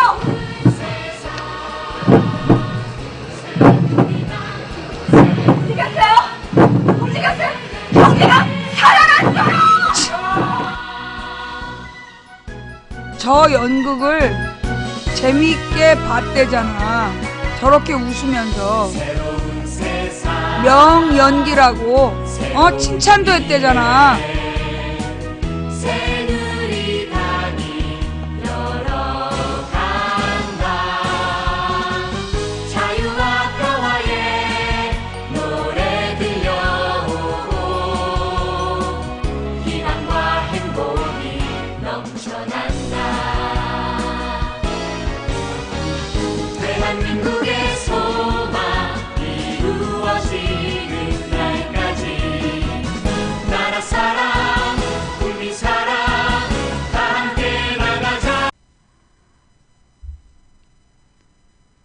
뭐? 나더러 대통령에 대해서 네가 뭘 안다고? 대통령에 대해서 네가 뭘 안다고 비판을 하냐고? 그러면 우리도 그냥 육실하려니 이렇게 욕을 할까? 니네처럼? 그러면 돼? 우리는 페이지를 찾을 수 없대요. 안 된다. 자, 영상은 이제 이 정도만 보죠. 예. 그 영상은 이 정도만 보고, 예. 자, 그러면서 여러분 있잖아요. 오늘 해야 될 얘기가 있어. 뭐냐. 지금 여러분 며칠 전에 노벨 경제학상, 오늘도 그랬어요. 오늘도 CBS를 듣는데, 오늘도 CBS 라디오를 듣는데요. 앞에 아무 문제 없었어. 끊기지 않고 다 잘 들렸어. 그런데 변상욱 기자가 나오는 부분에서만 이 소리가 끊어지는 거야. 전파가 방해가 되는 거야. 그래서 내가 앞으로는 그래서 정했어. 그렇게 내가 듣고 있는데 소리를 방해한 프로는 같이 들어야 되겠다. 지네들이 인증해 주는 거잖아. 지네들이 중요한 방송 인증해 주는 거잖아. 그래서 내가 앞으로 그 소리를 소리를 끊으면서 못 듣게 하는 부분, 그거를 내가 같이 들어야 되겠다. 그래서 이제 왜곡된 번역 오늘 뭐 가지고 오셨습니까? 노벨 경제학상 이야기입니다. 노벨상 시즌 끝난 지가 언젠데 아직도 노벨상 얘기를 하나 하시겠는데. 그러니까요. 경제학상 수상자가 프린스턴 대학의 앵거스 디턴 교수인데, 예. 우리나라 언론들이 디턴 교수의 경제 노벨상 탄 업적을 제대로 소개 안 하고 전혀 엉뚱하게 왜곡되게 보도하고 있다라는 논란이 지금 커지고 있죠. 그래서 소개를 하겠습니다. 그러니까 우리 언론은 어떻게 왜곡을 했고 노벨위원회의 설명은 뭔지 좀 알려주세요. 예. 디턴 교수는 소비를 정확하게 측정해서 공급과 수요의 관계, 그다음에 소득과 소비의 관계를 더 분명하게 밝혀내는 시스템을 장만한 겁니다. 벌써 30년 전부터 꾸준히. 예를 들면 그렇잖아요. 우리 집사라고 정책을 썼는데 사람들이 집을 사는 게 아니고 전세로 몰리고 집을 갖고 있는 집주인들은 전세를 또 월세로 바꾸는 바람에 전세는 사라지고 뭐 이렇게 해서 난리가 났지 않습니까? 그렇죠. 경제정책을 짜면서 이것저것 요인들을 감안해서 종합해 판단하고 정책을 내놨는데 현실하고 전혀 안 맞는 것. 그것이 왜 그러냐면은 개인의 소비, 거기에 따른 심리, 특히 저소득층의 소비, 이런 것들을 더 철저히 연구하지 않고 소득과 소비와 공급의 관계를 제대로 옛날 엉뚱한 이론에만 의존하고 있으니까 그렇다는 거죠. 그래서 이 디턴 교수는 이론과 실제의 데이터, 실제 현실을 갖다 더 정확하게 이어붙이는 연구를 한 겁니다. 그래서 미시경제학, 거시경제학 발전에 큰 도움을 줬다. 이게 이제 노벨상 위원회의 설명이죠. 근데 우리 언론에 등장한 디턴 교수의 수상 뉴스를 보면 마치 경제 성장을 밀고 나가는 게 불평등 해소하는 아주 효과적인 방법이다. 그래서 자본론의 피케티와 극과 극으로 상충하는 이론을 내놓은 거다. 이런 그렇죠. 기사가 주로 눈에 띄었거든요. 왜 그러냐 하면 이 설명에 대해서는 보도를 않고 뭘 봤냐면은 지난해 가을에 디턴 교수가 펴낸 위대한 탈출이라는 책이 있어요. 위대한 탈출. 예, 부제가 뭐라고 번역돼 있느냐면 불평등은 어떻게 성장을 촉발시키나 이런 얘기입니다. 그러니까 저성장이 불평등을 심화시킨다. 빨빨 성장, 고도 성장으로 뭐 계속 가야 된다. 그다음에 불평등이 좀 있어야 사람들이 열심히 뛰어다닌다. 이제 이런 얘기라고 이제 소개를 자꾸 하는 거죠. 예. 그러니까 결국 그동안 부유층한테 세금을 무겁게 물려가지고 불평등을 해소해야 된다고 했던 피케티 교수하고는 정반대의 입장이다. 이렇게 했던 건데 실제는 그럼 디턴 교수 얘기는 뭔가요? 디턴 정말 교수의 불평이 주기가 좋다는 거예요? 책을 다시 한번 읽어보고 여러 가지 보도된 외신들을 읽어보면 예. 지구촌에 정말 못 사는 가난한 나라가 거기서 빠져나오려면 일단 경제적으로 성장해야 된다. 대한민국을 봐라. 그러지 않았냐. 이게 디턴 교수의 입장입니다. 예. 그런데 공산주의 국가 보면 성취동기가 너무 약하니까 발전이 더디지 않냐. 불평등은 성취동기를 자극할 수는 있다. 그러나 불평등이 계속 심화되면 결국엔 민주발전을 저해하게 된다. 이게 이제 디턴 교수의 책의 설명인데 언론들이 이걸 제대로 설명 안 하고 앞부분만 갖다 썼군요. 앞부분만 가지고 제목만 가지고. 피케티는 뭔가요? 피케티는 그 다음 단계입니다. 그러니까 빈곤한 나라가 절대적인 빈곤에서 벗어났어요. 예. 우리나라처럼. 우리나라랑 똑같은 겁니다. 근데 어느 정도 가다 보니까 이제 성장은 멈췄는데 불평등만 계속 커지면 도대체 어떡할 거냐. 그렇죠. 이게 이제 피케티가 주목하는 게 이거죠. 그러면 부유층한테 세금을 무겁게 물리면서 불평등을 갖다 조금씩 줄여나가야지 나라가 계속 발전하지 불평등이 계속 커지면 나라는 더 이상 성장할 수 있는 동력을 잃게 된다. 라고 하는데 여기에 대해서는 디턴 교수도 동의하고 있습니다. 그래요. 예, 그래서 지구촌에서 엄청난 재벌들이 있지 않습니까? 예. 그 사람들을 어떻게 다룰 거냐가 우리의 숙제다. 왜냐하면 그래야만 가난한 나라와 부자 나라 사이도 좀 좁혀질 수 있는데 그러네요. 이게 해결이 안 되는 건 정말 문제다라고 뜻을 같이 하고 있죠. 자, 그런데 예. 또 다른 문제가 생겼습니다. 무슨 문제요? 디턴 교수의 책만 보고 언론이 보도를 그렇게 하고 있다라고 맨 처음에 생각을 했는데 책 번역 자체가 엉터리다. 라고 하는 문제제기가 다시 나온 거죠. 한국말 번역 자체가요? 예. 의도적으로. 미디어 오늘이 보도를 했습니다만 한겨레 경제사회연구소 연구위원회 글이 거기 실려 있고 또 나중에 이제 전개된 걸 말씀을 드리겠습니다.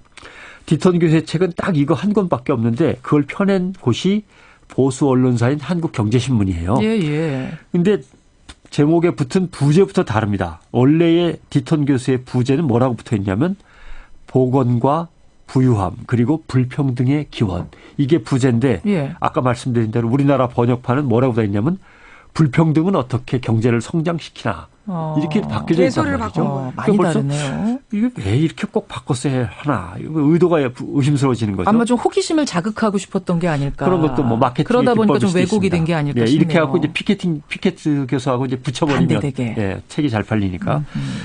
근데 목차의 소제목들도 대부분 다 바뀌었고 원문에서 특정 부분을 생략하고 자리를 옮겨버리고 제목을 갖다 바꿔 달고 제목이 새로 들어가고 여러 가지로 많이 바뀐 거죠.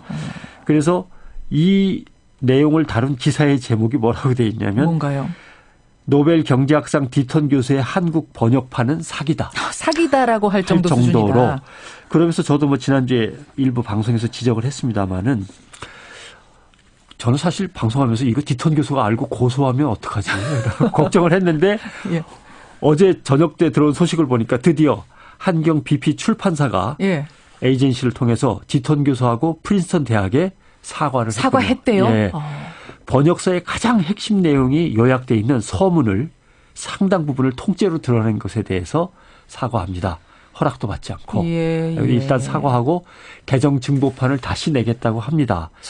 그러니까 역사 교과서를 권력의 입맛에 맞게 바꾸듯이 외국 학자의 책을 번역하는 데 있어서도 마치 진보 보수의 진영이 있어가지고 그러니까요. 거기에 맞춰서 기득권을 옹호하는데 가져다 쓰려고 슬쩍슬쩍 바꾸는 거 아닌가 하는 의심이 무지무지하게 강하게 드는 그런 아니 디턴 교수가 지금 노벨상을 탔으니 그렇지 안 탔으면 그냥 이대로 묻혀서 넘어가는 거잖아요. 왜곡이 됐든 안 됐든. 추측하기에는 피케티 교수의 책이 너무나 잘 팔리니까 디턴 교수의 일부 내용을 살짝 바꾸면 요거하고 맞설 수 있겠다라고 해서 번역을 했는데 운 좋게도 디턴 교수가 노벨 경제학상을 타게 된, 어쩌면 탈지도 모른다는 예측을 했다면 뭐 더 아주 그랬다면 더 조심해서 번역을 더 조심했어야 했어야지. 되는 건데 이게 뭔가요? 이런 왜곡 현상이 벌어져서 국제적인 망신을 지금 톡톡히 하고 있는데 예. 디턴 교수가 이걸 승복을 해줄지는 모르겠습니다만은 예. 아직 답은 안 온 거군요. 예, 사과에 그렇습니다. 대해서. 예, 좀 두고 봐야겠습니다. 디턴 교수 논란 그 이면 한번 들여다봤습니다. 그 사이에 문자들 들어오는데 이제 아버지들 문자가 예. 들어옵니다. 예. 아이들하고 하루만 놀아보면 그 지치지 않는 체력에 아빠는 죽습니다. 놀다 보면 끝이 없어요. 0225님. 글쎄요. 근데 메일로는 부인 입장에서는 또 그 말도 서운하죠. 아니, 반성하시라니까 또 이렇게 학력을 해오시네요. 편사국대 기자 수고하셨습니다. 고맙습니다. 기자 수첩 오늘 뭐 가지고 오셨습니까? 예, 오늘은 작년에 피케티가 노벨 경제학상을 탔던가? 피케티가 자본론을 냈죠. 21세기 자본론이라는 책을 내가지고 엄청 이제 세계적인 반향을 불러일으켰어. 근데 피케티하고 정반대 논리를 핀 경제학자가 노벨 경제학상을 탔다. 이러면서 언론에서 다 지랄을 한 거야. 그랬는데 알고 보니까 이게 다 거짓말이었던 거야. 완전 사기였던 거야. 완전 사기. 이거는요, 피케티 교수가 그 사과문을 받으면 안 돼요. 그러니까 고소해야 돼요. 고소해서 중요한 건 그 책을 잘못 읽은 우리 국민들에 대한 그거 어떡할 거야. 그 책값 이거 전부 다 고소해가지고 우리 독자들에게 그 돈을 뺏어서 책값을 다 뺏어가지고 우리한테 두세 배로 이거는 나눠줘야 돼. 그리고 이번 판에 그 경제신문사 문 닫게 해야 돼. 어떻게 언론이라는 이름으로 거짓말을 해? 어떻게 조작을 해, 조작을. 이것들이 진짜 국제사회에서 한국경제신문사라는 이름은요 아예 그냥 문을 닫아야 돼요. 없애버려야 돼 아주.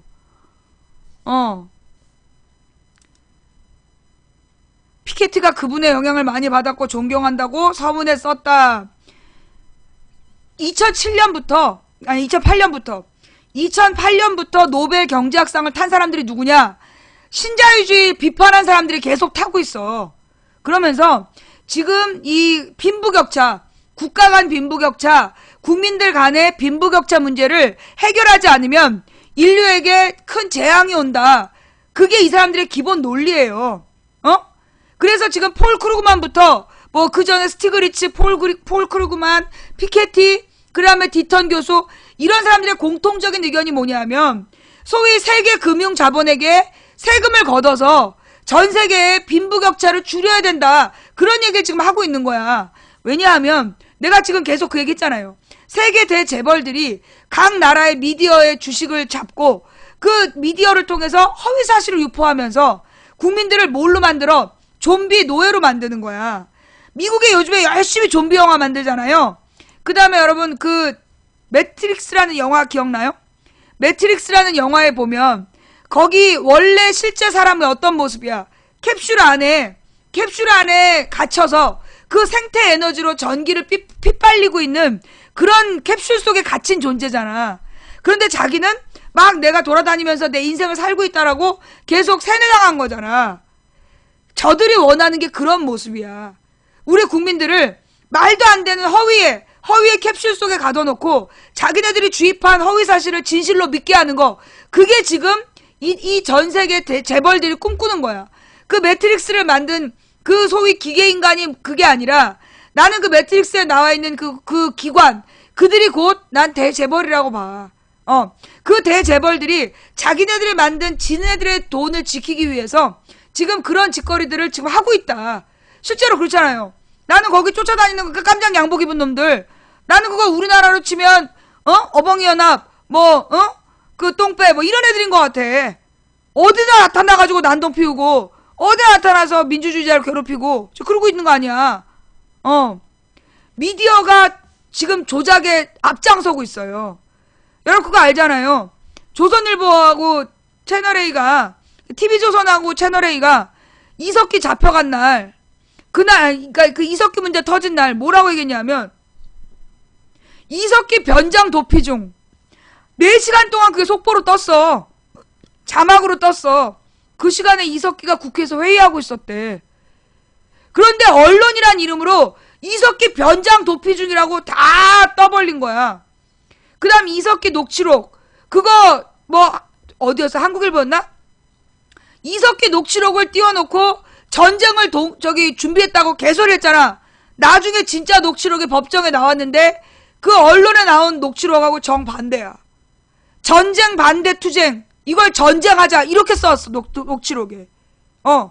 이 새끼들이 이런 식으로 이 미디어가 우리는 어려서 우리가 중고등학교에서 기사문을 공부해요. 글의 종류 중에. 그래서 기사체란 기사문의 특징은 뭐냐? 이걸 배워. 국어 수업 시간에. 진실을 전달하는 걸 목적으로 하는 그게 정보와 지식을 정확한 정보와 지식을 전달하는 그게 기사문이라고 배운단 말이야. 그러니까 우리 국민들이 기사는 전부 다 사실이라고 우리가 이제까지 어렸을 때 세뇌가 된 거야. 온 국민이 그래서 언론을 믿었던 거야. 그래서 언론에 대해서 아무도 의심하지 않았던 거야. 근데 나 같은 사람들, 뭐 옛날에 조선일보 폐지운동 했던 사람들, 이런 민주언론 운동했던 사람들이 10여 년을 언론사가 문제가 있다. 그러니까 옛날에 그 전두환 시대가 끝난 다음에 보도지침이라는 책이 나와요. 보도지침이라는 책이 나오면서 언론사를 정부가 어떻게 통제했는가 그걸 고발한 책이 나온 거야. 그리고 난 다음에 그 언론을 의심하는 그 민주언론 운동이 이제 시작이 되는 거야. 민주언론 운동이 이렇게 시작이 돼서 맥을 이어왔지만 국민들은 그래도 설마 언론이 거짓말하겠어? 그게 베이스에 깔려 있었던 거야. 근데 그걸 누가 깼어? 누가? 세월호가 깼어. 세월호 사건 당일 모든 언론이 일제히 전원구조라고 보도했잖아. 그리고 그게 2시간 뒤에 허위사실이었다는 게 알려진 거야. 그 세월호 사건이요, 우리나라를 바꿨어요. 언론에 대한 절대적 믿음을 갖고 있었던 우리 국민들이 그 세월호 전원구조라는 말을 믿고 전부 다 일터로 돌아가고 마음의 안정을 얻었는데 2시간 뒤에 그게 거짓말이었다라는 게 알려졌을 때 그때 온 국민이 언론이 거짓말을 할 수 있구나, 언론이 허위 보도를 할 수 있구나라는 걸 다 알게 된 거야. 그래서 그 뒤에 국민들이 소위 우리나라의 채널A, TV조선, MBC, KBS 이런 거 믿지 않게 된 거야. 그리고 그때부터 JTBC 처음에요. 손석희 사장이 JTBC로 간다 그럴 때 전부 다 욕했어, 사람들이. 그때 내가 뭐라 했냐? 나는 손석희라는 언론인을 믿는다. JTBC를 그렇게, 손석희 사장의 선택을 나는 의미 있다고 본다. 그러면서 어떻게 하는지 보고 비판하자라고 내가 얘기했어. 여러분 기억나요? 손석희 사장이 JTBC 보도본부 사장으로 간다니까 사람들이 다 비난했어. 그런데 내가 그 손석희 뉴스에 대해서 나는 손석희라는 사람을 신뢰한다. 그러니 어떻게 하는지 보고 비판하자라고 내가 입장을 정해. 그게 2013년 가을인가 그랬어요. 2013년에 그때 혹시 기억나요? 내가 그렇게 얘기했던 거? 내가 두고 보자 그랬어. 제대로 하는지 안 하는지.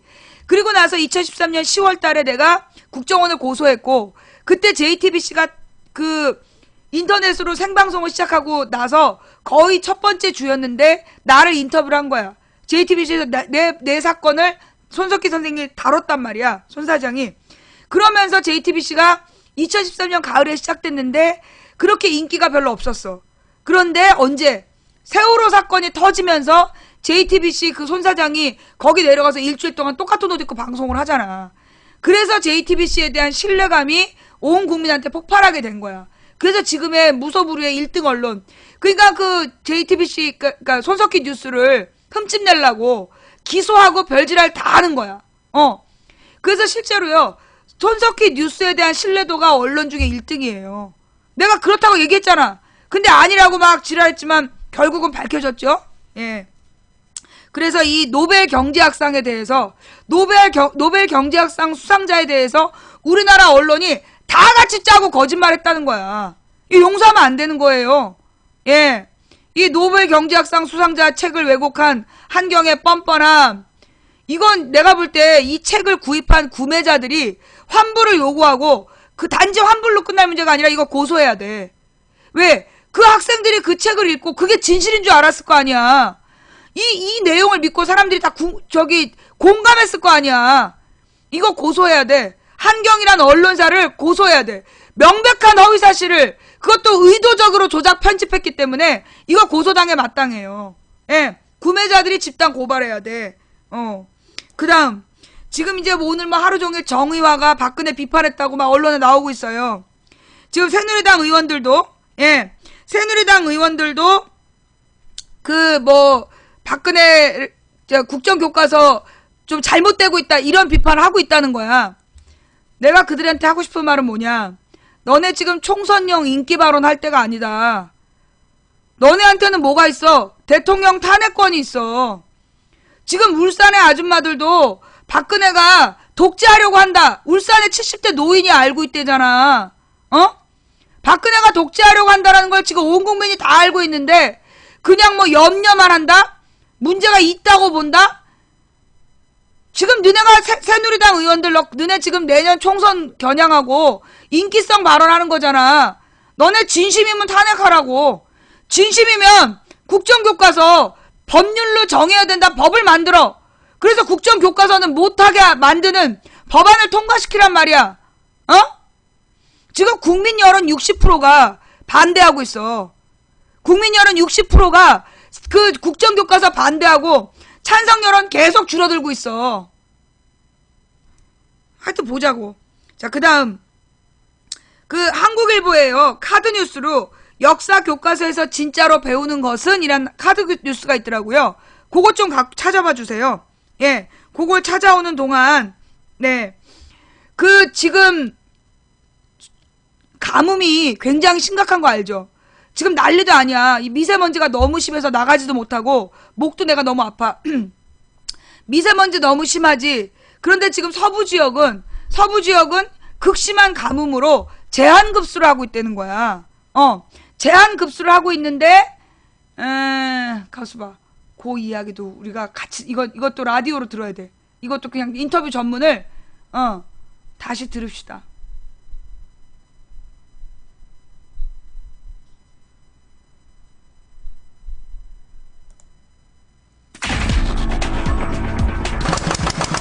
생명수가 담긴 고령 때문에 말라가고 있습니다. 타 죽은 것도 많고 비 와도 이제는 이거는 이제 끝난 생명력은 끝나거든요. 물론 많이 불편하죠. 그렇지만 어떻겠어요.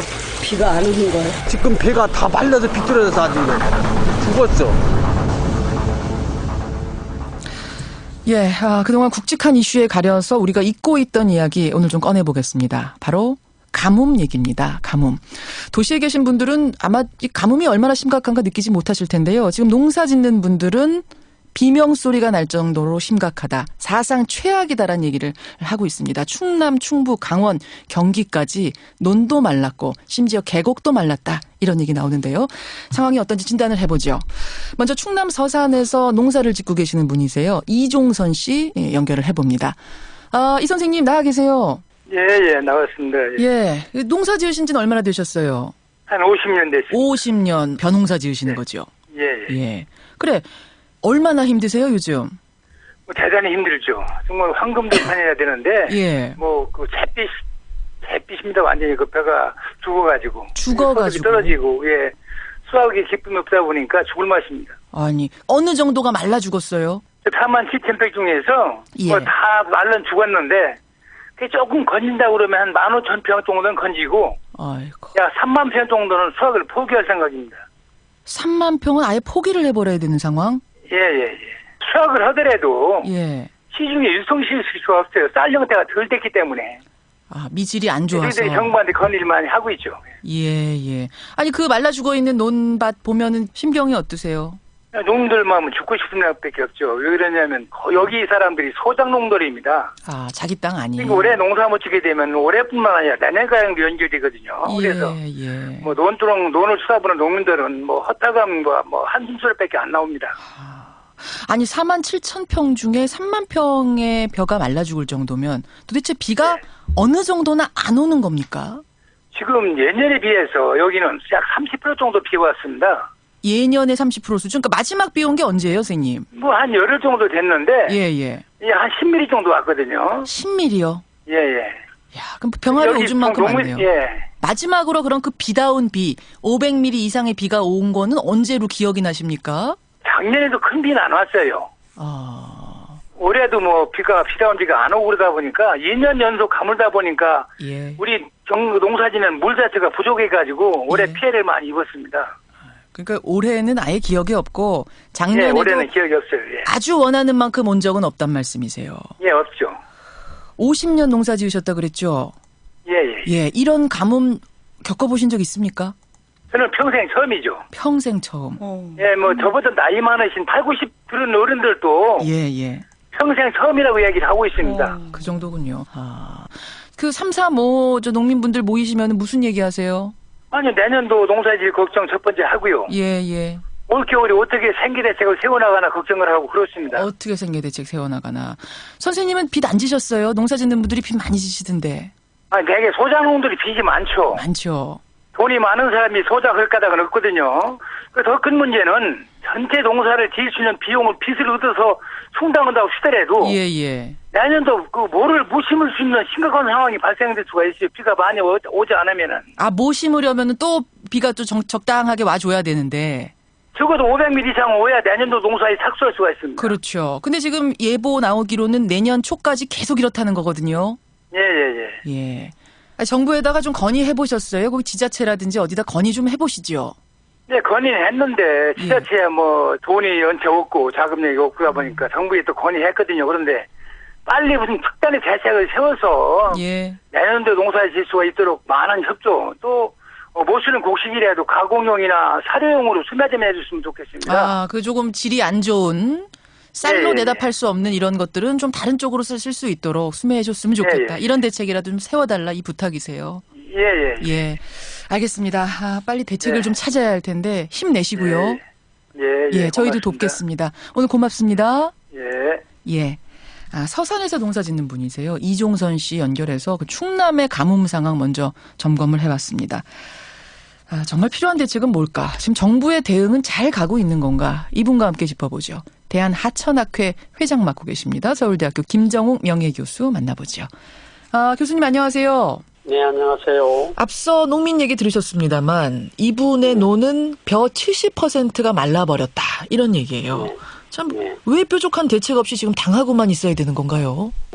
대책이 할 수 있는 만큼 할 수가 있는데 요새는 가뭄하고 홍수가 워낙에 기후 변화 때문에 취해지기 때문에 기존에 하던 물을 많이 공급하고 하는 그런 대책도 있지만은 또 그것보다도 또 적응을 하는 대책도 많이 하고 있습니다. 그러니까 기존의 것 가지고 어떻게 막아보기에는 지금 너무 심각해졌다 이런 말씀이시죠? 네네.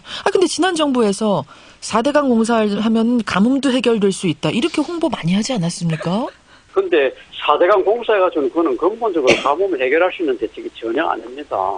왜 그런가 하니까 그 강물을 하루에다 안 모아놨지 않습니까? 그렇죠. 그런데 지금 가뭄이 많이 든 지역이 주로 상류 아니면 산골 아니면 또 해안 지역 이런 데거든요.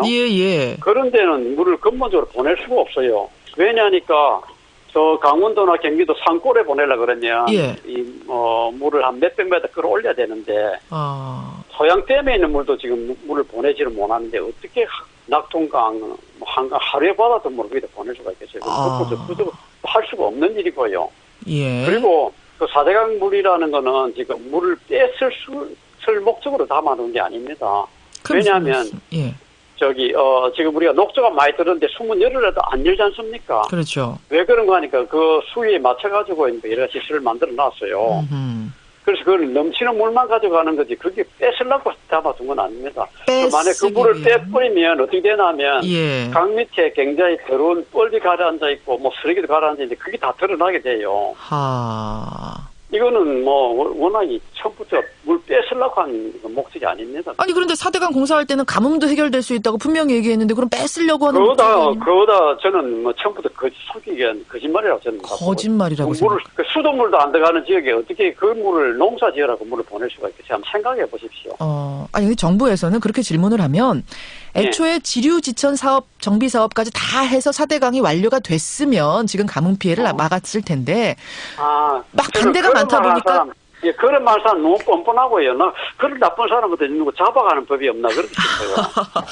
왜냐하면 그 지류지천 사업을 해가지고 가뭄 해결한다 한 것도 아니고 4대강 사업하면 해결한다 그랬고 그래서 제가 처음부터 이야기했습니다. 이건 4대강 하고 나면 나중에 지주 지천 사업한다고 또 한 22조 사업이 아니라 50조 넘는 사업을 만들 거다. 이렇게 제가 예언을 했거든요. 예. 그 말이 딱 맞다는 거죠. 그래서 나중에 하다가 지주 지천이 막 무너지니까 그거 사업하겠다고 그리고 1단계, 2단계, 3단계 사업을 내가지고 총 30조 넘는 돈을 또 이야기했어요. 예. 그래서 우리가 다 깜짝 놀랐죠. 22조 하면 다 가뭄 홍수 해결한다 그래놓고 또 30조 원 이상이 또 무슨 말이냐. 무슨 말이냐. 그렇게만 쏙 들어갔는데 예. 지금 또 다시 그 말을 하고 있다는 건 너무 뻔뻔한 소리죠. 어떻게 그런 말을 할 수가 있어요. 알겠습니다. 지금 교수님 많이 화나셨어요. 그러니까 지류지천 사업까지 하면 이 가뭄이 다 해소가 될 텐데 지금 그 사업까지 마저 못했기 때문에 이런 거다라는 것에 대해서는 절대 동의할 수 없다. 그런 말 하는 사람은 저는 뭐 너무 화가 나고요.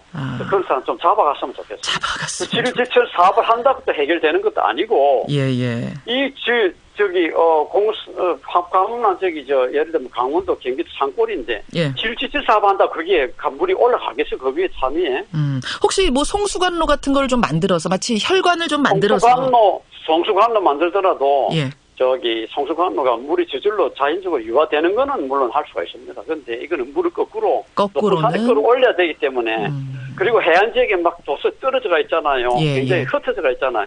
이런 지역에 사람 마시는 수돗물도 못 공급하고 있는데 어떻게 농사지은 물을 그렇게 관을가 공부를 할 수 있겠어요? 근본적으로 불가능한 일입니다. 불가능한 얘기. 근본적으로 예. 서울대학교 김정욱 명예교수 대한하천학회장을 지금 만나고 있습니다. 그럼 교수님 이왕 만들어 놓은 4대강 보라면 돈을 22조나 써서 만들어 놓은 보라면 이걸 어떻게든 우리가 이용해서 좀 가뭄을 해결해 봐야 될 텐데 어떻게 좀 방법을 짜내 볼 수는 없겠습니까? 그거리 도움이 될 수 있는 지역은 강변 바로 지역인데 그보다 수위가 낮은 지역 그런 지역은 물론 보낼 수가 있거든요. 예. 근데 그게 지금 가뭄이 전 지역이 아니기 때문에 그거는 근본적으로 해결이 안 됩니다. 그리고 지금 녹조가 엄청 뛰어버렸는데 그 녹조에 지금 독성이 굉장히 세요. 맹독을 가지고 있어요. 이런 물은 물고기도 지금 잡아서는 안 된다고 하고 있고요. 그리고 농업용수도 써서는 안 됩니다. 이 물은. 그래요. 이 4대강 물로 그러니까 뭘 해보기는 지금 4대강 보안에 있는 물로 해보기는 할 수 있는 물이 아닙니다. 할 수 있는 물이 아니다. 예, 일단은 그 물을 흐르게 해가지고 녹조라도 없애놔야지. 예. 그거는 뭐 모아놨다고 그냥 구경만 한다고 그게 뭐 구경만 하면 배가 불러지나요?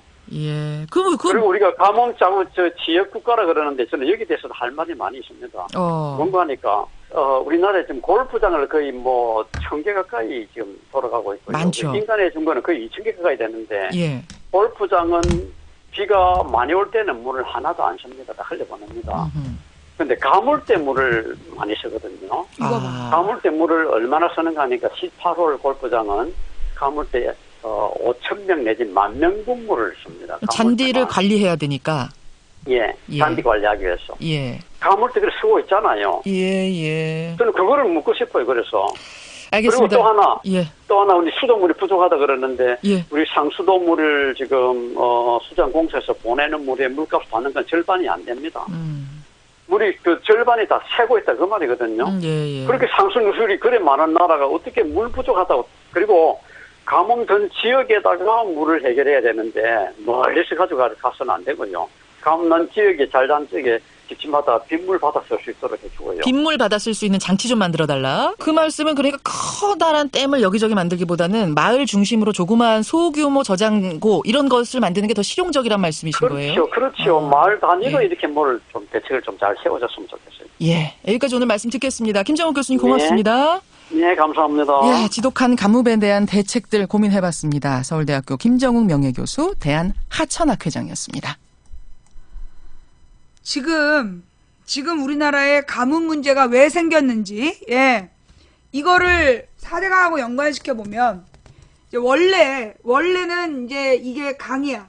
이게 강이면, 이 강물의 수위야. 강물의 수위.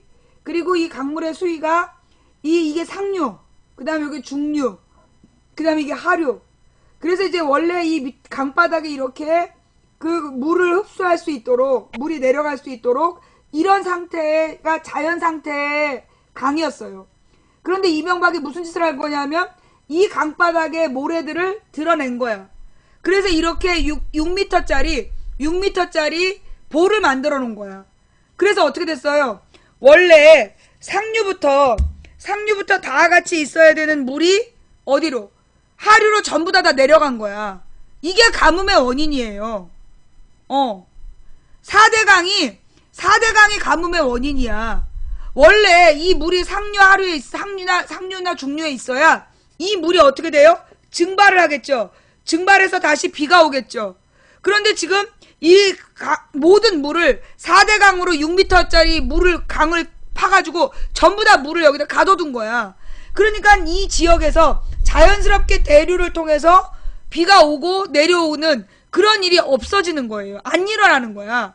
그래서 지금 가뭄의 원인은 4대강 때문이야. 4대강이 이런 모든 물을 전부 다 갖고 끌고 들어가 있는 바람에 그래서 중류, 상류가 가무는 거예요. 예. 그러면서 이 자연이라는 게 다 자기 조절 능력이 있는 거야. 근데 자연의 사이클론은 지금 물이 많이 있거든. 물이 많이 있으니까 비를 안 내리는 거야. 결국 이게 이명박이 이 땅을 파는 이런 이 미친 토목공사라는 바람에 가뭄의 원인이 생겼어. 자, 그러면 가뭄이 우리 일상생활에 뭔 상관이냐? 내 농사도 안 짓는데 뭐 여러분 지금 단풍 구경 얘기가 많이 나와야 되는데 단풍 구경 갔다 온 사람들 얘기가 별로 없어.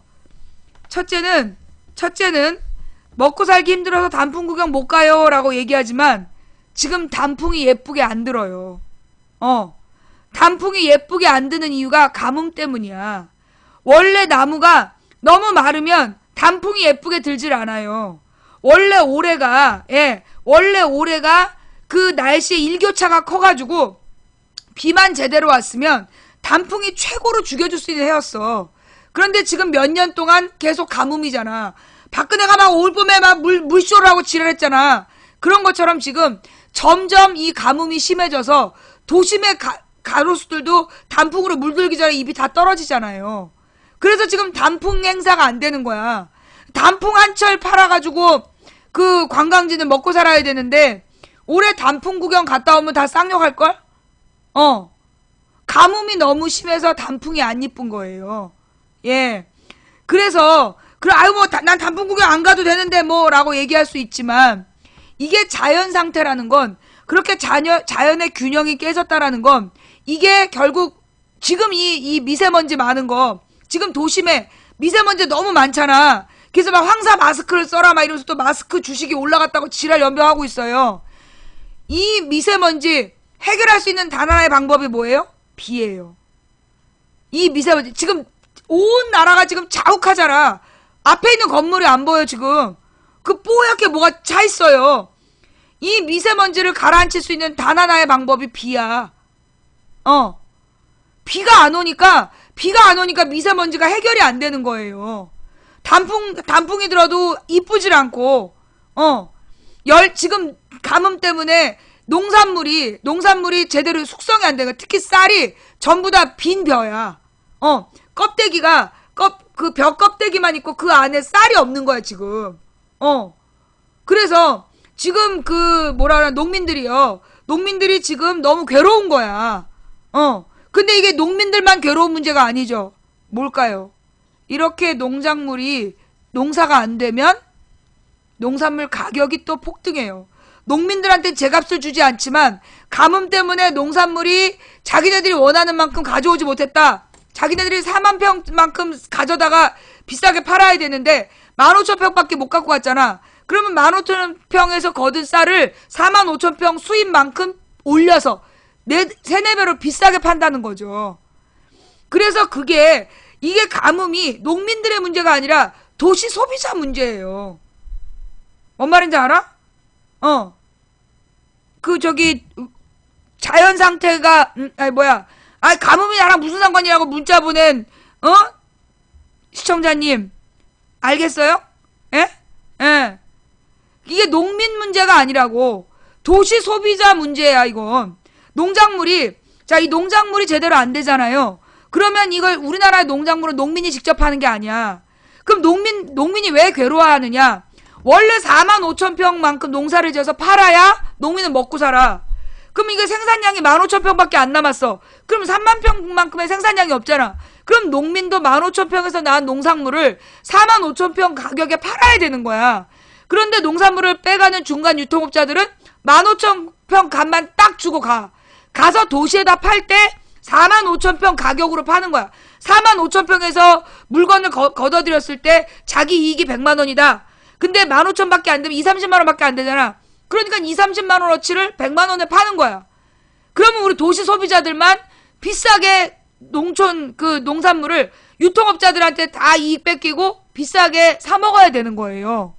그래서 이 가뭄의 문제는 농민들의 문제가 아니라 우리 도시 소비자들의 문제이고, 우리가 왜 그렇게 월급도 안 오르는데 월세가 올라가지고 월급의 상당 부분 월세로 내고 나면 남는 게 없는데 우리가 이렇게 비싼 농산물까지 사 먹어야 되는 이유가 누구 때문이야? 이명박의 4대강 때문이야. 4대강을 하면 가뭄과 홍수가 사라진다더니 이명박 때문이야. 그러면 이명박을 당장 잡아서 구속이라도 시켜야 되는데 박근혜가 왜 아무런 처벌도 안 할까요? 박근혜가 도장 찍어줬거든. 4대강 사업하라고. 같이 밥 먹고 밀어주기로 약속하고 새누리당에서 날치기 통과시켜줬잖아. 그래서 4대강 문제는 박근혜의 범죄야. 박근혜와 이명박의 공범이거든. 그러니까 지금 처벌을 못하는 거야. 방법은 단 하나야. 새누리당 의원들 정신 차리고 박근혜 탄핵해라. 그거 말고는 방법이 없어. 자, 이렇게 해서 오늘 하고 싶은 이야기들을 다 다뤄봤고요. 제가 지난번 방송에서 일요일 방송이었나? 그 택시 기사님 얘기를 하면서 개인 택시 기사들이 전두환 정권 때 군대 제대한 사람들한테 막 택시 기사를 많이 나눠줘서 개인 택시를 많이 나눠줘서 개인 택시가 너무 많다 이렇게 말씀을 드렸는데 그게 잘못된 내용이었어. 그러니까 회사 택시 기사한테 들은 얘기라 좀 왜곡된 정보를 주장했던 내용이야. 실제로 전두환 때 택시가 늘어나긴 늘어났는데 이유가 뭐냐? 회사 택시를 줬대. 회사 면허증을 전두환이 지 꼬봉들한테 그 회사 택시 면허를 준 거야. 그래서 우후죽순으로 회사 택시가 확 늘어났대요. 그 다음에는 그 제대한 장병들이 그 회사에 들어가서 일을 하면 그 일한 회사 택시한테 10년인가 뭐 몇 년을 3년인가 5년인가 일하면 개인 면허를 주다가 나중에 10년까지 늘어나. 개인 면허가 자꾸 늘어나니까. 그래서 더 이상 개인 면허를 신규 발급을 안 하게 됐어. 그런데 이명박이 그 이명박 정부 때 2,200대의 개인 택시를 2,200대의 개인 택시를 추가로 허가를 해줬다는 거예요. 그래서 지금 우리나라 택시의 숫자가 인구 대비 전 세계에서 1위래. 택시의 숫자가 인구 대비 1위라는 거야. 가장 많다는 거야. 그러니까 택시 기사들이 먹고 살기가 힘든 거예요. 그리고 우리 주변에 우리 동네 주변에 그 택시 회사가 많아요. 근데 택시 회사를 보면은요, 그 택시들이 다 놀고 있어요. 택시들이 다 놀고 있고 주로 몇 대만 움직여. 일하는 기사님이 적은 거야. 왜 그 택시 기사가 안 하느냐? 먹고 살 수가 없는 거야. 택시를 해봤자 남는 돈이 없는 거예요. 요즘에 일반 회사 택시에서 소득이 뭐 120, 100 이 정도밖에 안 된대. 굉장히 힘들게 일을 하는데 소득이 100만 원이 안 되는 경우도 많대. 그러니까는 택시 기사를 그만두는 거야. 그래서 이제 택시들이 많이 놀고는 있지만 그럼에도 불구하고 우리나라의 택시 비용이 굉장히 높다는 거야. 회사 택시는 많이 멈췄는데 개인 택시가 이 회사 택시의 4배인가 된대요. 그래가지고 지금 우리나라에 택시가 너무 많아서 택시 기사님들이, 특히 회사 택시 기사님들이 굉장히 많이 고통을 당하고 있다. 그리고 개인 택시 문제는 뭐냐? 이게 개인 택시 면허를요, 일정한 연령이 되면 그 개인 택시 면허를 회수해야 된다고 봐. 근데 지금 우리나라 이게 서울 얘기인지 모르겠는데 개인 택시 기사의 평균 연령이 너무 높아.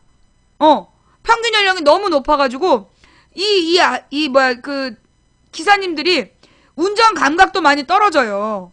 운전 감각도 많이 떨어지고, 그런데 막 되게 천천히 가고, 급하니까 택시를 탄 건데 너무 천천히 가.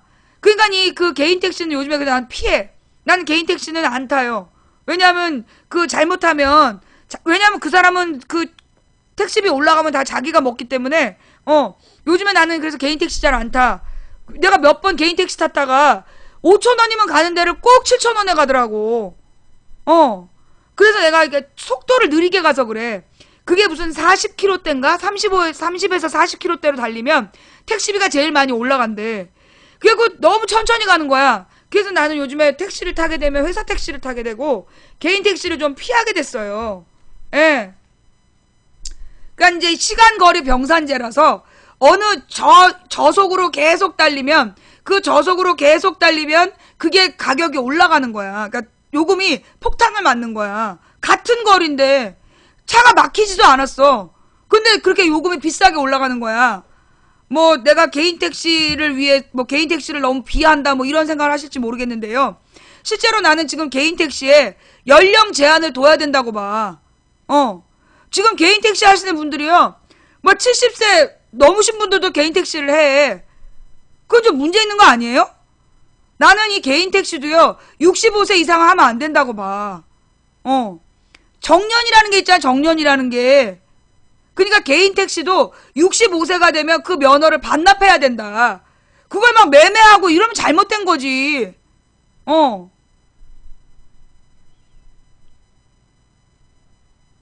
내가 지금 잘못 생각하는 거예요? 제가 또 뭐 개인 택시 회사님, 개인 택시 그 관련자들한테 굉장히 또 욕먹을 짓을 했는지 모르겠지만 내가 볼 때는 이게 맞는 것 같아. 지금 이 그 모범 택시도요. 지금 모범 택시도 더 면허를 안 준다든가? 모범 택시 평균 연령이 68세인가 그렇대. 예. 그래서 우리가 버스 기사님들도 65세 이상은 안 하잖아. 예. 그러니까 이 개인 택시를 숫자를 줄여야 된다고 봐. 그리고 이거 면허를 막 사고 팔면 안 되고 그 면허증을 받은 사람이 65세가 되면 반납해야 된다. 그리고 더 이상 택시를 못 하게 되면 그 면허는 국가에서 반납해야 된다고 봐. 국가에 반납해야 된다. 그래서 지금은 이제 옛날에는 개인 택시 면허가 뭐 하나당 뭐 7천만 원까지 올라갔었대요.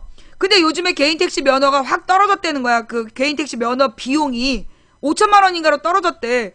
그 이유가 이명박 때 2200대를 막 퍼주는 바람에 그래서 이제 택시 회사가 전반적으로 어려워졌대. 전반적으로 어려워지고 그래서 그 개인 택시 매매가도 많이 내려갔다 그러는데 이 개인 택시를요. 그러니까 우리나라에 택시가 너무 많은 것도 문제고 너무 많은 것도 문제고 그러다 보니까 실제로 택시업 그 운송 그 그 택시 운전에 종사하시는 분들의 소득 보장이 안 되고 이거는 결국 그 이 정부의 관리 규제 능력의 한계가 아닌가. 예. 그래서 지금 그 개인 택시 면허 중에 65세 이상은 전부 다 면허를 환수하는 그런 정책을 만들어야 된다. 그리고 이 개인 택시 운전은 65세까지만 하고 그 다음에 그 65세가 돼서 더 이상 운전할 수 없다면 면허를 팔 게 아니라 이걸 국가에서 반납해야 된다. 그래야 숫자를 조정하지. 그러니까 우리나라는 기본적으로 국민들을 그 먹여 살리는 부분에 대해서 정부가 아무 노력도 안 해. 이게 가난한 나라님도 구제 못한다. 내가 어린 시절부터 들었던 말이거든요. 근데 그 말이 거짓말이었어. 가난한 나라님이 구제 못하는 게 아니야. 이게 이승만 박정희 전두환이라서 구제를 못한 거야. 원래 정부가 빈부격차를 줄이는 아니 선진국들은 왜 빈부격차를 줄이기 위해서 부자들한테 세금 받아서 복지정책을 하겠어. 결국 나라의 역할이었다니까 그게. 우리는 어린 시절부터 그 가난의 문제는 정부에서 해결 못한다. 우리 그렇게 배웠잖아요. 그게 거짓말이라고. 정부는 국민의 가난을 해결하는 역할을 맡은 기구야. 그러니까 국민이 세금으로 월급 주는 거야. 근데 이 새끼들이 이승만 박정희 전두환 시절부터 국민을 먹여 살리는 건 정부의 의무가 아니다라고 생각했던 거야. 그리고 무슨 경제 성장은 다 지가 한 것처럼 지가 뭘 했어. 아니 노무현 때 경제 성장한 건 노무현 덕분이야? 박정희 때 경제 성장이 박정희 덕분이면 노무현 때 경제 성장한 건 노무현 덕분이야? 개지랄들이야 진짜. 결국 경제 성장이란 노동자들의 희생, 그 다음에 기업가들의 노력, 그 다음에 국민들이 정말 저축해서 자본을 대주고 그래서 경제가 성장한 거지. 무엇보다 외국에서 이 공산화 될까봐 해외에서 막강한 자본을 투입한 것도 있고, 근데 그걸 마치 박정희가 경제를 살리고 성장시킨 것처럼 이제까지 뻥을 까다가 박근혜가 그 철퇴를 만든 거야. 그동안에 박근혜가 나라를 구한 것처럼 박정희가 막 그 경제를 성장시키고 모든 경제 문제 풀어간 것처럼 그동안 뻥을 깠잖아. 근데 지금 박근혜 봐봐. 지금 박근혜 그게 뻥이었던 걸 입증하고 있잖아. 아버지가 아무것도 하지 않았다라는 걸 박근혜가 인증한 거야. 내가 그런 얘기를 했어. 박근혜가 대통령이 될 거다.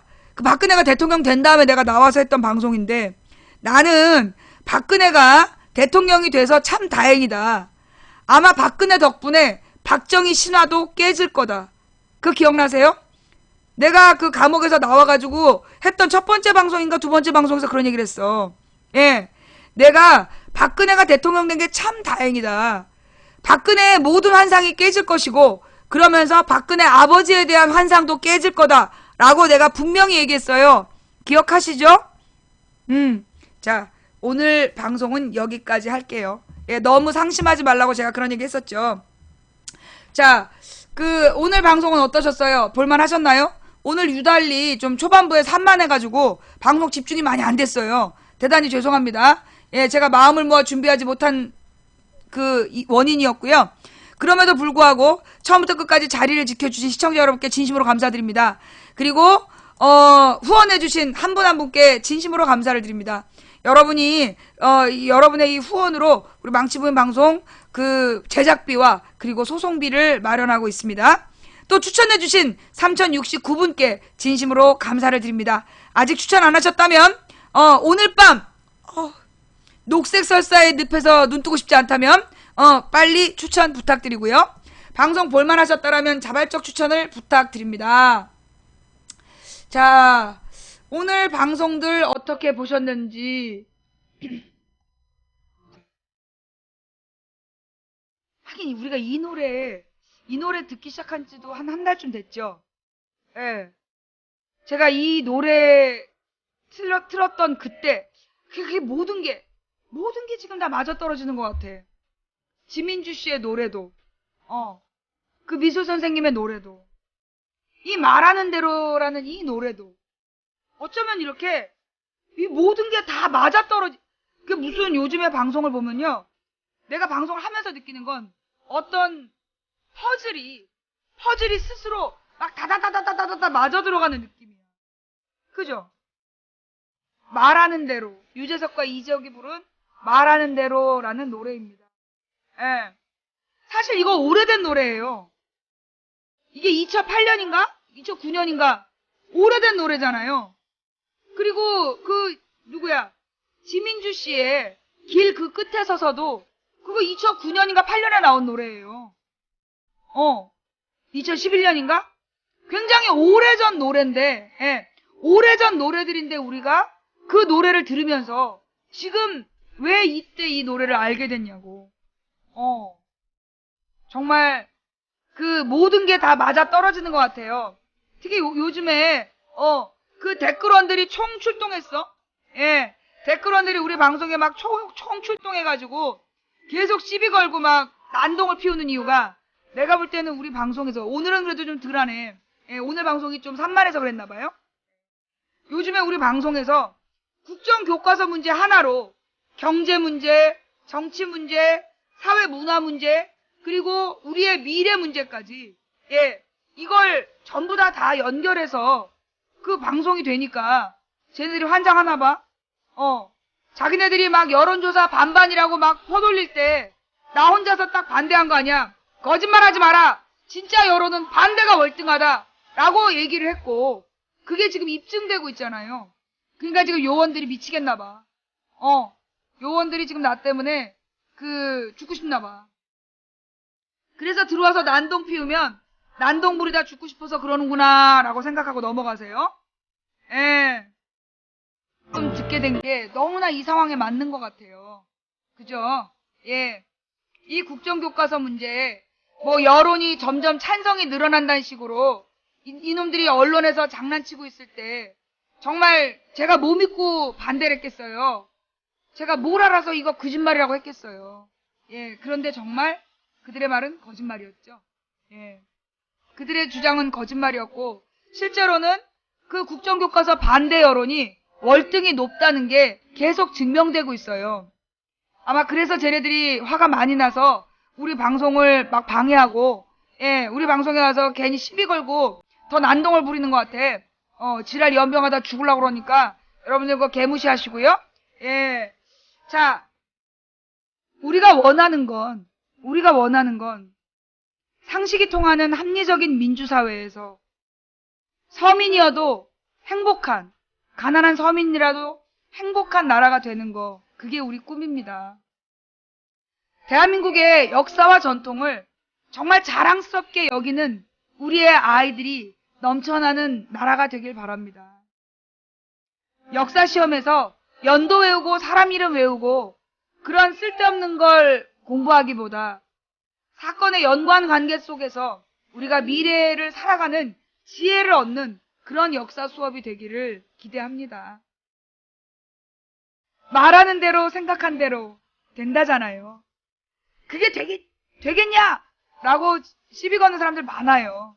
당신이 안 된다라고 얘기하면 안 되겠죠. 하지만 당신의 믿음보다 될 거라고 믿는 내 믿음이 더 크기 때문에 나는 된다고 믿습니다. 여기서 이렇게 떠든다고 세상이 변하냐? 지난 9년 동안 세상 많이 변했습니다. 내가 2007년 1월 17일 아프리카에 나타났을 때와 지금 9년 동안 방송한 오늘 2015년 대한민국 굉장히 많이 변했습니다. 앞으로 내가 30년만 더 방송하면 나는 대한민국이 상식이 통하는 합리적인 민주사회가 될 거라고 나는 믿어요. 그래서 나는 이 길을 계속 갈 겁니다. 80살이 돼도 나는 방송하는 할머니가 될 거예요. 그게 내 꿈입니다. 말하는 대로 생각한 대로 된대잖아요. 그런 꿈을 꾸자고요. 여러분들은 80살 먹은 망치부인 방송을 보는 50 먹고 60 먹은 시청자들이 되는 거야. 한 사람이 꾸는 꿈은 꿈일 뿐이지만 100인이 꾸고 만인이 꾸면 현실이 된다라는 말이 있습니다. 40년은 너무 길어요. 다른 나라는 200년 걸린 민주화예요. 근데 우리는 우리 손으로 민주화를 못했기 때문에 더 오래 걸리는 것 같아요. 지금부터 40년 제대로 투자합시다. 근본이 잘못됐다. 기본기가 없는 선수는요, 가장 결정적일 때 망하게 돼 있어요. 우리는 그동안 어쩌면 기본기 없는 민주주의였던 것 같아요. 김대중 대통령이 되고 노무현 대통령이 됐을 때 우리는 민주주의가 완성된 줄 알았어요. 그러나 그건 기본기 없는 선수였던 거야. 그래서 노무현 정부 말기에 우리가 그동안 피로써 싸워서 얻은 민주주의를 이명박의 탐욕에 갖다 바치고 말았어요. 다시 시작합시다. 우리가 지난 어쩌면 김대중 노무현 시대로 그 앞선 민주주의의 시대는 끝났을 거예요. 그리고 이제 우리 망치부인과 더 많은 망치부인 시청자들과 우리들이 만드는 새로운 민주화의 역사를 써나가는 거예요. 이제 우리가 길을 만들 차례야. 이제 우리가 빛이 될 차례야. 이제 진짜 우리의 시간이 온 거야. 그런 마음으로 시작합시다. 우린 이제 시작하는 거예요. 끝나는 게 아니라 그동안의 과거는 과거 세대로 끝났어요. 우리가 새로운 세대, 새로운 민주주의의 시대를 열 겁니다. 전 가능하다고 믿어요. 여러분도 믿으십니까? 믿고 간절히 소망하십시오. 그러면 현실이 됩니다. 왜? 누군가 간절히 소망하면 온 우주가 그의 소망을 위해 움직이기 시작한다니까. 그러니까 믿으세요. 그리고 이 싸움 끝까지 갑시다. 상대방이 너무나 힘세고 숫자가 많고 무기도 뛰어나고 그런 적들 앞에서 지지 않는 방법은 뭔지 아세요? 포기하지 않는 거예요.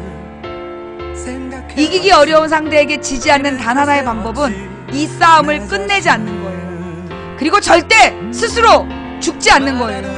끝까지 살아서 끝을 봅시다. 40년 뒤에, 자, 제가 지금 예언합니다. 대한민국 40년 뒤에는요, 상식이 통하는 합리적인 민주사회가 될 겁니다. 우리의 아이들은 굶지 않고 우리의 노인들이 박스를 줍지 않아도 모두가 행복하게 잘 살 수 있는 나라 만들 수 있습니다. 어떻게 하면? 우리가 모두 간절히 소망하면, 우리의 욕심을 내려놓고 기본을 탄탄히 다지면, 나보다 약한 사람을 배려하면, 나보다 약한 사람을 위해 내가 희생할 마음을 먹는다면 40년 뒤 대한민국은, 아니 30년 뒤 대한민국은 틀림없이 발전되어 있을 겁니다. 변화되어 있을 겁니다. 믿습니까? 아멘.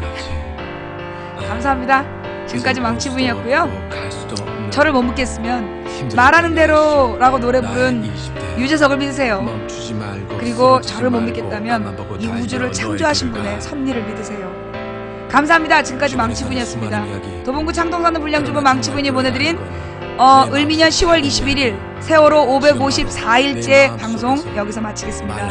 다음 방송은 내일 낮 2시